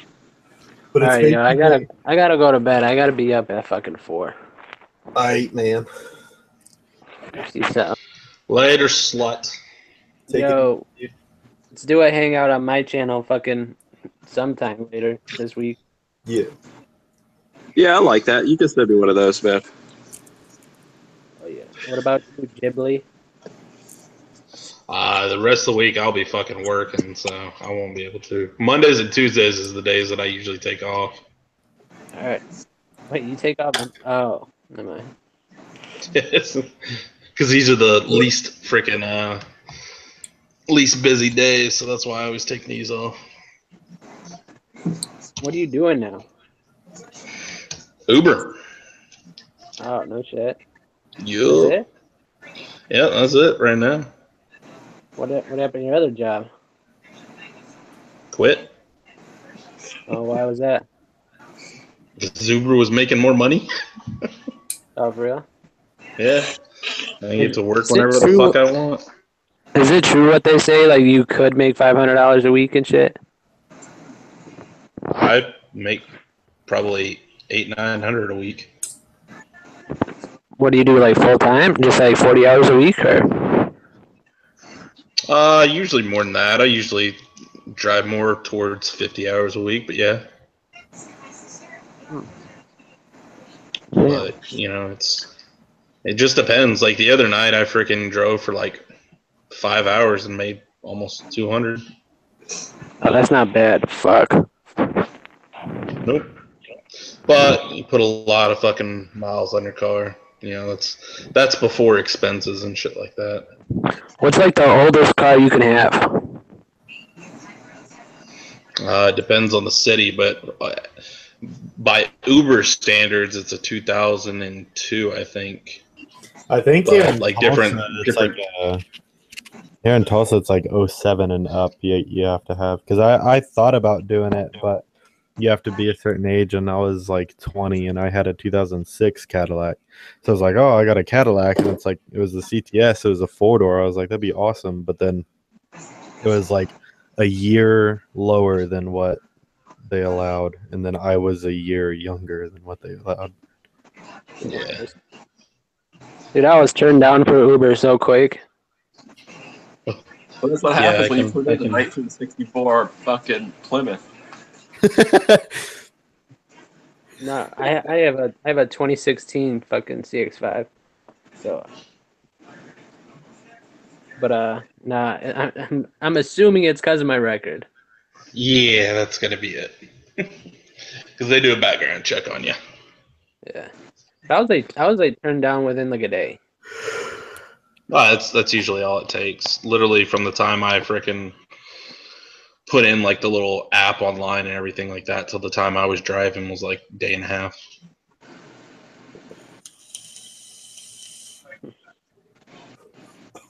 But yeah, it just depends on the freaking market you're in and stuff like that. You know, like here, you know, like I said, my kind of average is like 800-900.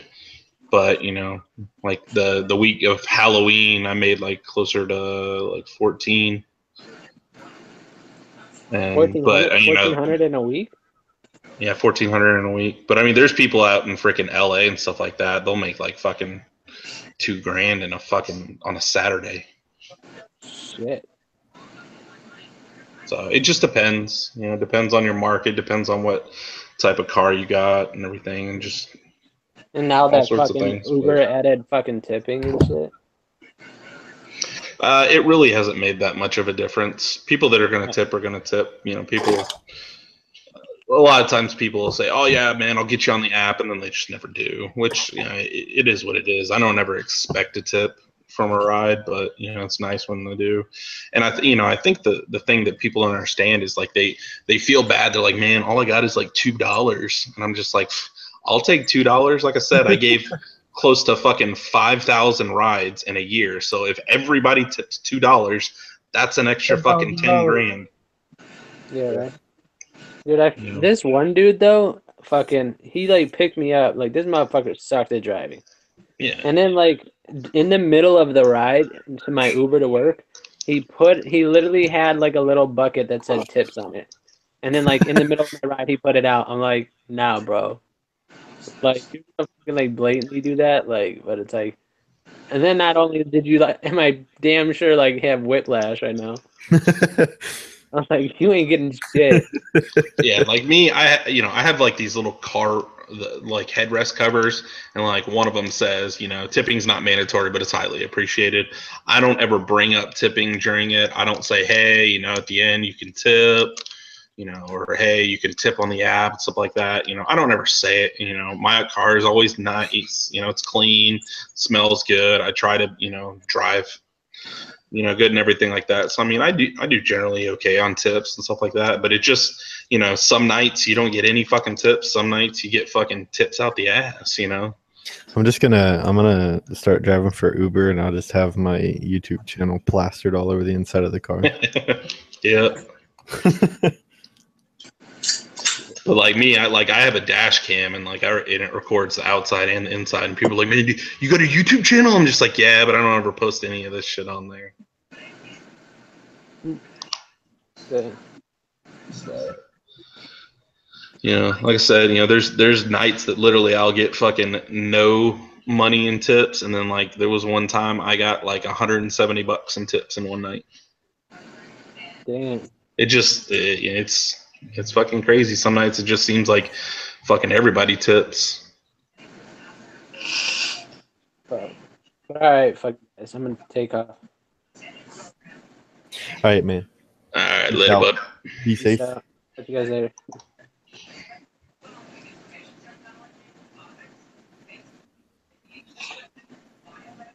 Yeah, you definitely get a wide range of freaking people in the car, especially in Houston. Houston's the most diverse city in the country. So, Well, guys, I do believe that I'm going to head to bed since I have to be up in a few hours. all right, bud. Thanks for stopping in. Oh, yeah, next one, just send me an invite. I'll come jump in. I have new life. All right, bud. All right, later. That's it.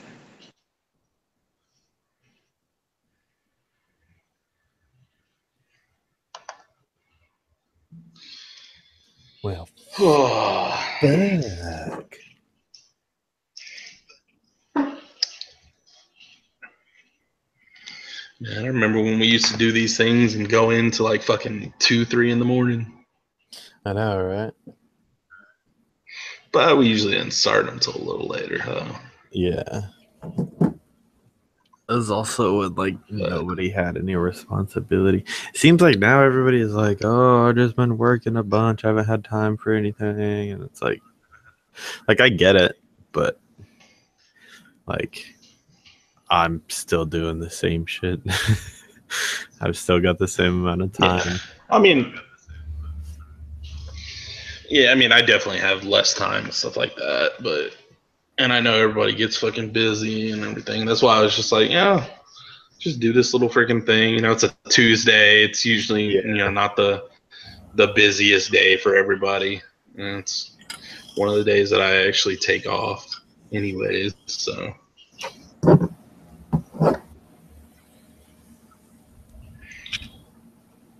But, oh shit! Who knows? After I get off here, we'll see. Let's see what the city's looking like. I might go give a couple of freaking rides. Yeah. All this Uber talk got you sweating. Nah.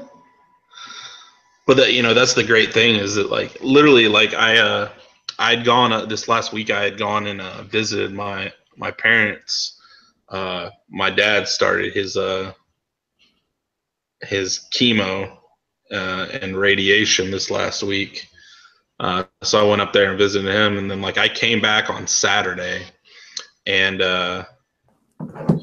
like I came back at a decent hour, but like I came back and I was freaking a little tired, so I just like took a little nap, but I forgot to set a freaking alarm, and I like woke up and it was like 11 o'clock at night, and I was like, oh, that sucks, because Saturday is definitely the busiest day for me.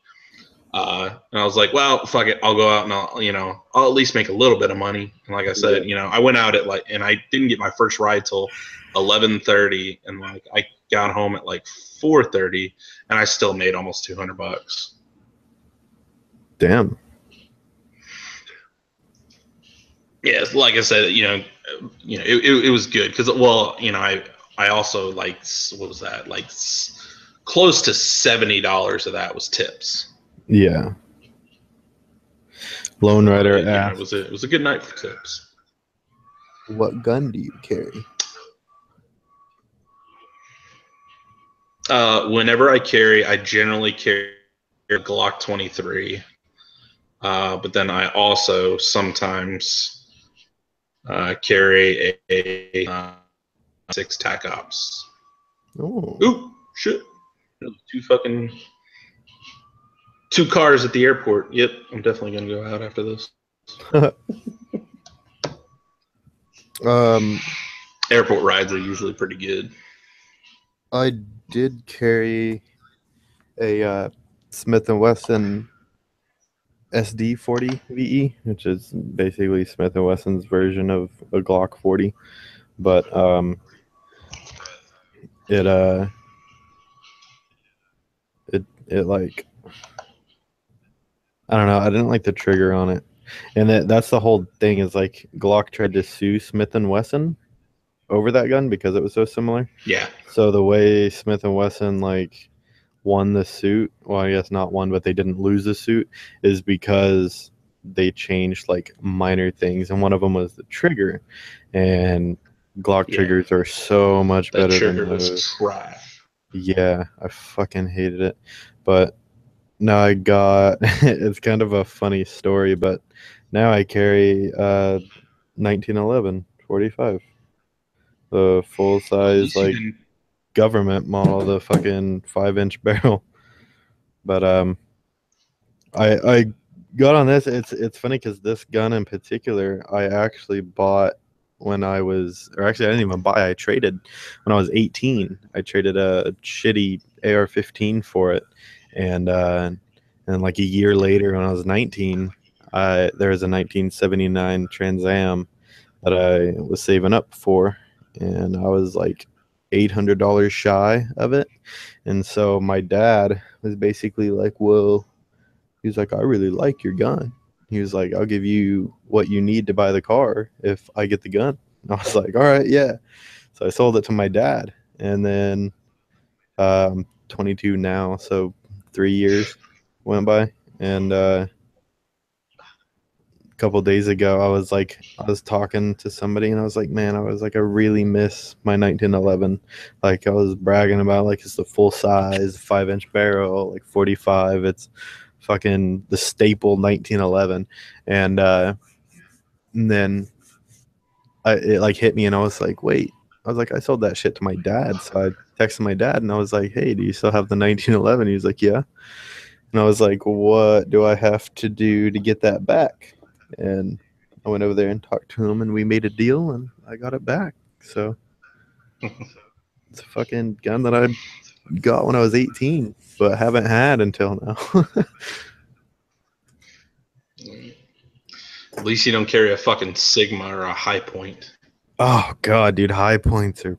I remember going over to my buddy's house one day, and he was like, yeah, dude, my dad bought his first gun. And I was like, oh yeah, cool. And I came over, and it was funny, it was actually it was way back when I was 18, and I traded for this 1911 because I told him, I was like, dude, I just got a 1911. He was like, dude, sick. He was like, my dad just got his first gun. So I was like, awesome. I was like, I'm gonna come over. And like, I went over there, and they showed it to me, and it was just like, I don't even know what it was, but it was a 40, and it was a High Point. And I just remember holding it, and I was like, dude, this is a piece of shit. Like, it was all bulky and fucking just ugly looking, and oh my god.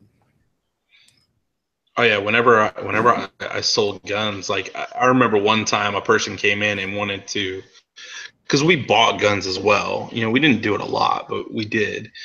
And, you know, we would have to tell the person, you know, this is what we could get for you and everything like that. And like, I remember this guy was like, yeah, man, you know, I got this gun. So I was like, all right, yeah, you know, bring it in. He brings it in, and I open it up, and I see just like, yeah, no. He's like, what are you talking about? I was like, he was like, what are you talking about? I was like, that gun is worthless. I was like, you'd have a better job of throwing it at someone. Yeah. I was like, I'll give you $1 to take it away. You could use it as a fucking melee weapon. That's gonna be the best use of it, or like as a hammer. Yeah, and then the funny thing is that my manager, the firearms manager, was my buddy from like high school and stuff like that. So like I knew him. Yeah.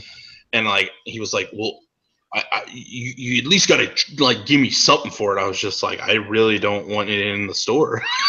And he's like, well, I want to speak to your manager. I was like, okay. I was like, hey Tyler, can you come over here? And then Tyler comes over. He's like, what's up? I was like, this guy wants to sell the gun. He's like, yeah. I was like, I told him I didn't want to buy it. Talking about. I was like, I told him I didn't want to buy it. He was like, you can't tell people that. And like he goes here. He looks down. He sees a High Point. He goes, I don't want to buy it. Yeah. Dude, High Points.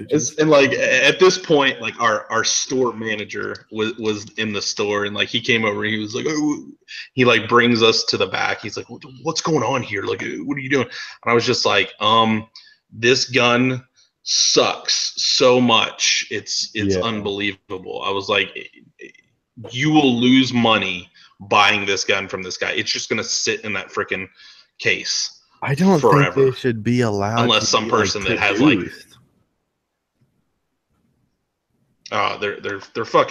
they're absolute trash. One time, some guy bought in a High Point. It was like a High Point carbine. I was like, oh my god, this thing definitely will kill you. Oh yeah, as the shooter. I was just. He was like, you know, I want to get work done on it and stuff like that. I was just like, I was like, dude, I can clean it for you, but I was like, in all seriousness, this gun is basically junk. Yeah, like that. It don't matter how much work you do to those things. I was like, dude, just Google online High Points, and you will see the worst reviews in the entire world. It was the same damn thing with the frickin' the Sigmas. Those were the worst fucking guns ever. I actually refused to sell them. Like, I actually would give up sales. I'd be like, here, hold on. I'd get someone over to go and do it. Because I tell people, I'm like, seriously, if cash is like your problem, literally wait like a couple more weeks and buy something just a little bit better. I was like, these literally are they're junk. I can't tell you how many people bought those and then would like bring them back in like within like a month or two because they're broken. Like the even and like the I remember up from those is a high step up. Yeah, like I said, as far as like the Smith and Wessons, there was like the Sigma, then there was the SV, then there was the M&Ps. And I told people, I was like, if you're looking, you want it Smith and Wesson, you want something, fairly cheap. I was like, just spend the extra like $150 and get an SV. I was like, it's going to be a big step up. I was, it's still not, I think great, but it's better than a damn Sigma. Yeah. And I seriously remember one guy that I refused. I was like, dude, I don't want to sell this to you. He's like, what are you talking about? I was just like, in my opinion, I was like, is this going to be a personal protection gun? He was like, yeah. I was just like, I just don't feel comfortable with it. I was like, if this is something you were just going to take to the range and, plink off some rounds, cool, yeah. But this is going to be your self-defense gun. I just don't think it's a good idea. And I ended up, having to go get another associate to sell it to him because I didn't want to do it. And literally the guy came in about 3 weeks later and I saw him and I made eye contact with him and he just kind of put his head down and walked over to me. He was like, dude, should have listened to you. That thing fucking broke on me. I was like, I tried to tell you. I was like, I wasn't trying to be an asshole. I was just literally, I mean, when it comes to your life is worth more than freaking, $350.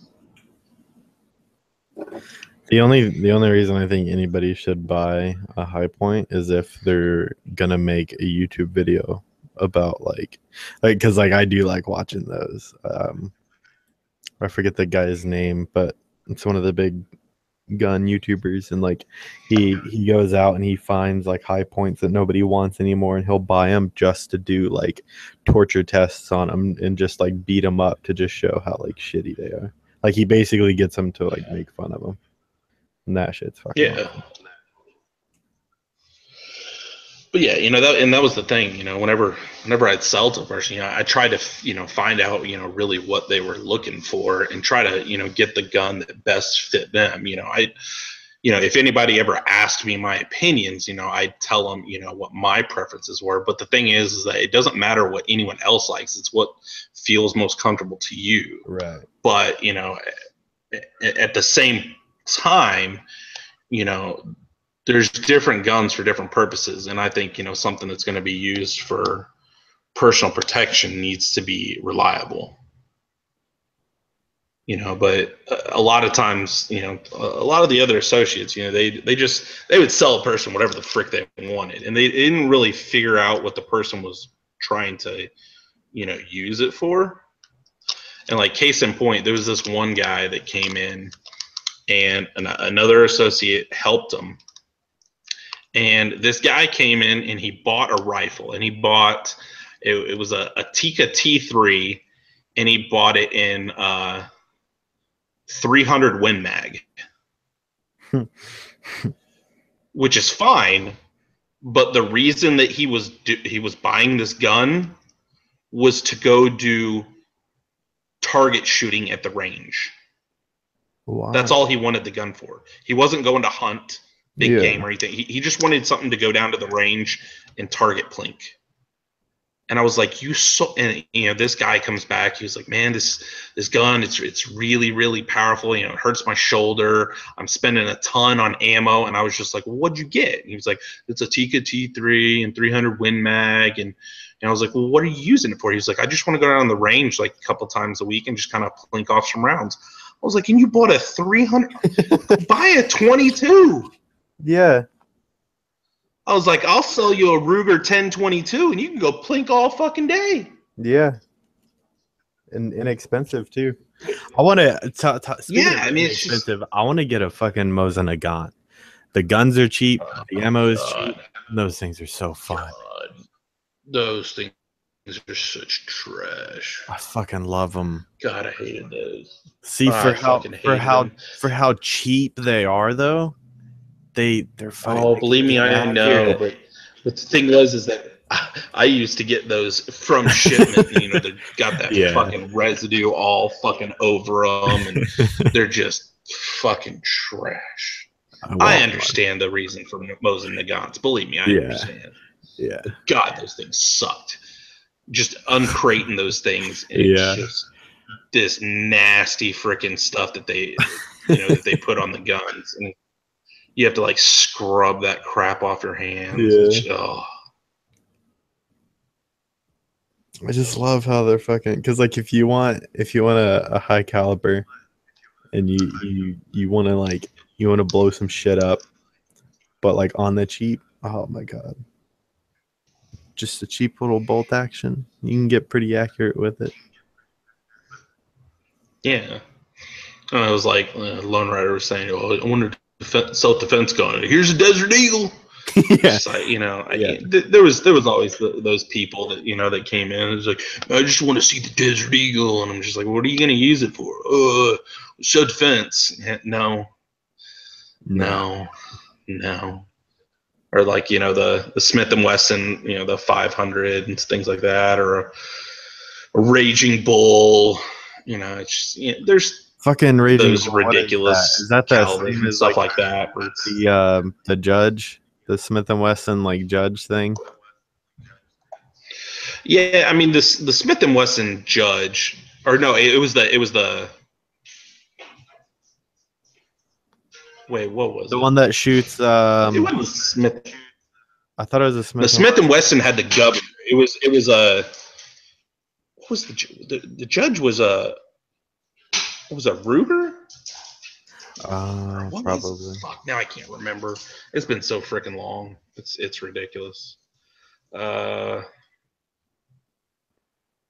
it's the one that shoots the 45 or the 410. It's a 45 long Colt or a 410, and that was the thing, is that it's a Taurus Judge. That's right. Taurus. That's what it was. Yeah, the Taurus. I really kind of hated that gun, and I'll tell you why. The grip on it was absolutely freaking trash. Really. And the thing is that, like I said, the Taurus Judge, you could shoot the 45 long Colt or the 410 shell. But the thing was, Smith and Wesson made a thing, and it was called the Governor. It was basically the same thing. The handle or the grip of it was 1,000,000 times better. It used a hoe grip that you could actually grip, and it could shoot the 45 long Colt, the 410 shell, but then also it had like a little adapter for a moon clip, and you could shoot 45 ACP from it as well. Oh. So it made it so much better of a gun. See, my mom has it's the Smith & Wesson. It's a 38 special. I forget what it's called. I think it's just the Defender. It's a little 38 special bodyguard. Has the concealed hammer and all that. Yeah. And, I hate the grip on it, dude. Like, my hands are big, and I get like a finger and a half on the grip. Yeah, well, in the original grip that they had, it was kind of trash, and later on they actually moved it up to the hoe grips as well, which did a lot better.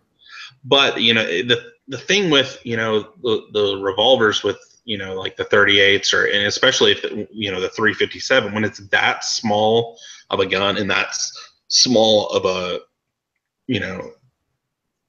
grip, there's so much kick. Yeah. A lot of times, a lot of the associates and stuff like that were like trying to kind of push those on like the females, and I was always very against that, because the freaking revolvers and stuff like that, for a lot of females it was nice, because it was like they there was nothing to really remember, having to rack a slide back or anything like that. It was just you just pull the trigger and it goes, which I understand, but I always kind of like I said, I thought about different things with people, and it's just like, I've shot some of those little bodyguards and stuff like that with the 38s and 357s, and I mean, it's not fun. Yeah. But and I would tell people, if you're getting this as a self-defense gun, that's fine, because literally, in a stressful situation, your adrenaline's going to be pumping. You're not really going to feel it anyways. Yeah. And the thing is that, if that's all you're using it for, cool. I was like, but if you're getting this to like go to the range, you're not going to enjoy it because your hands can hurt. Yeah. Now, I think if you're going to get this for, self-defense and stuff like that, yeah, you should go to the range every once in a while just to make sure that the gun's still in good working order and so that you're familiar with it. But just understand that this isn't a freaking gun that you're going to want to go to the range every week and go out and, fire 50 rounds through. It's not what it's for. And so, that was the thing, is that as long as a person was buying something for a specific purpose and they went into it knowing that, then they were fine. But it's just buying something and, trying to use it for something that it really wasn't intended for, you're not going to have a good time.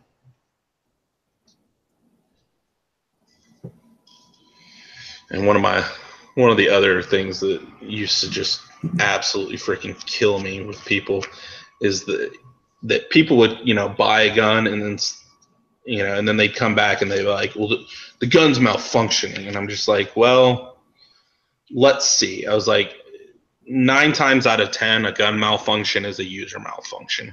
Yeah. Especially when it's, when it's, on a semi-auto and it's, it's failure to feed or failure to eject.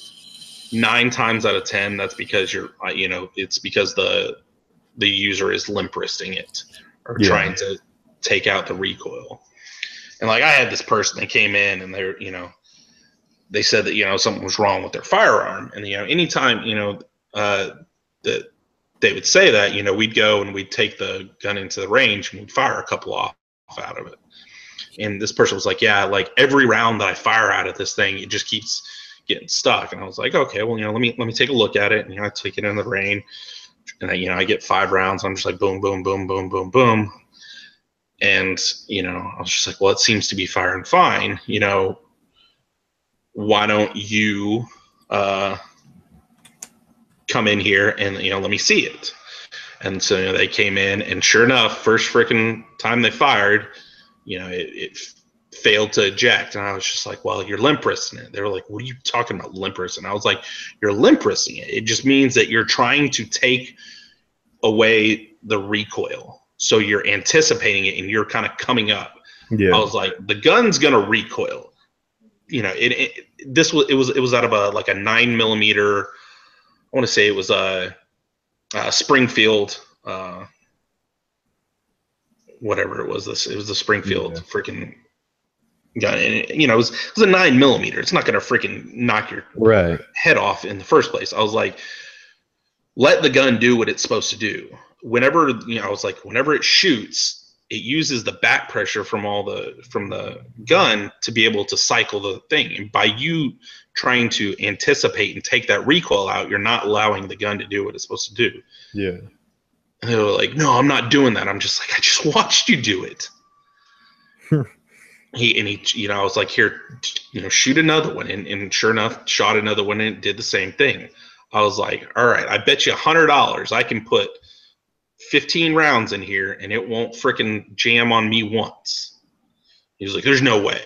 So I was like, all right, I put 15 rounds, bam, bam, bam, bam, bam, bam, bam, bam, bam, bam, bam, 15 rounds. I was just like, stop limp wristing it. I was like, the gun's going to freaking recoil. Just let it recoil. Try to keep the gun in the same place. Don't. Well, it's like when a lot of people like first shoot for the first time, like they feel the kick for the first time. So then they start, like you'll see them, their accuracy will be off. And they're like, well, I'm aiming directly on the target, but I'm shooting low or off. And like what they're doing is like right before they pull the trigger, they're leaning into it. And so they're pushing it down, trying to like counter the kick. Yeah, well, and I would show a lot of people that one of the ways that I would show people that they're, whenever they're shooting off, I would show them that they're anticipating. Yeah. And the way I would do that is either I'd bring in a snap cap with me, or I'd just not load around. Because basically what I do is I tell a person, I'm going to load one single round into your gun, and I'm going to put it on there. You go up, you fire it, you put it down. I'll put in another round, you put it up, fire it. And I do this I'd put like 3 rounds in their thing. And then on the 4th one, I just either would put a snap cap in it, or I wouldn't put a round in there. And then they go, and then as soon as they're pulling the trigger, they lean pushing in forward, and it's just like, that's what you're doing. That's why it's not going to where you're. That's what I did for a friend way back. You just kind of sort of just tricking them. They think it's gonna fire, and so they lean away into it, and they're like, "Oh, okay, I see." Because some people don't even realize it.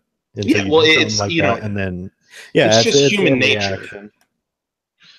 It's just human nature to want to counteract some action. If this thing's going to push one way, you're trying to push it the other way. It's human nature. Right. But as long as you know that you're doing it, you can kind of stop from doing it if you think about it. The only failure I've had that was gun related that was actual firearm was from magazines, and it was one of them is on my 1911 actually, because I have 2 original magazines for it that are just the 7-round single stack mags, and then I have 2 that are they got a little bit at the bottom that allows 8, and one of them it shoots perfectly, but then there was one I noticed the other day it fails to feed every now and then, and it's always on the one particular magazine. I have 4 different magazines. I can put all of them in the gun, and that's the only one that will fail to feed. Yeah. And that's the thing. Like I said, the vast majority of gun failures and stuff like that are human error. But every once in a while, you're going to get a bad round, you're going to get a bad magazine, you're going to get a bad ejector, or something's going to happen. But like I said, the vast majority of the time it's user error, and the vast majority of the time it's just limp wristing, like I said. Yeah.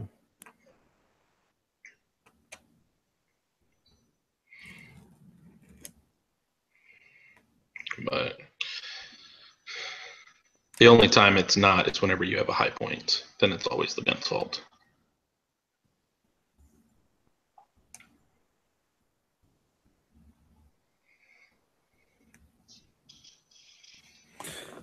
The fuck?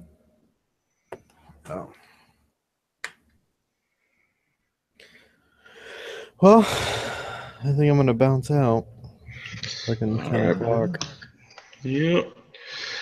All right, man. Well, thanks for stopping in.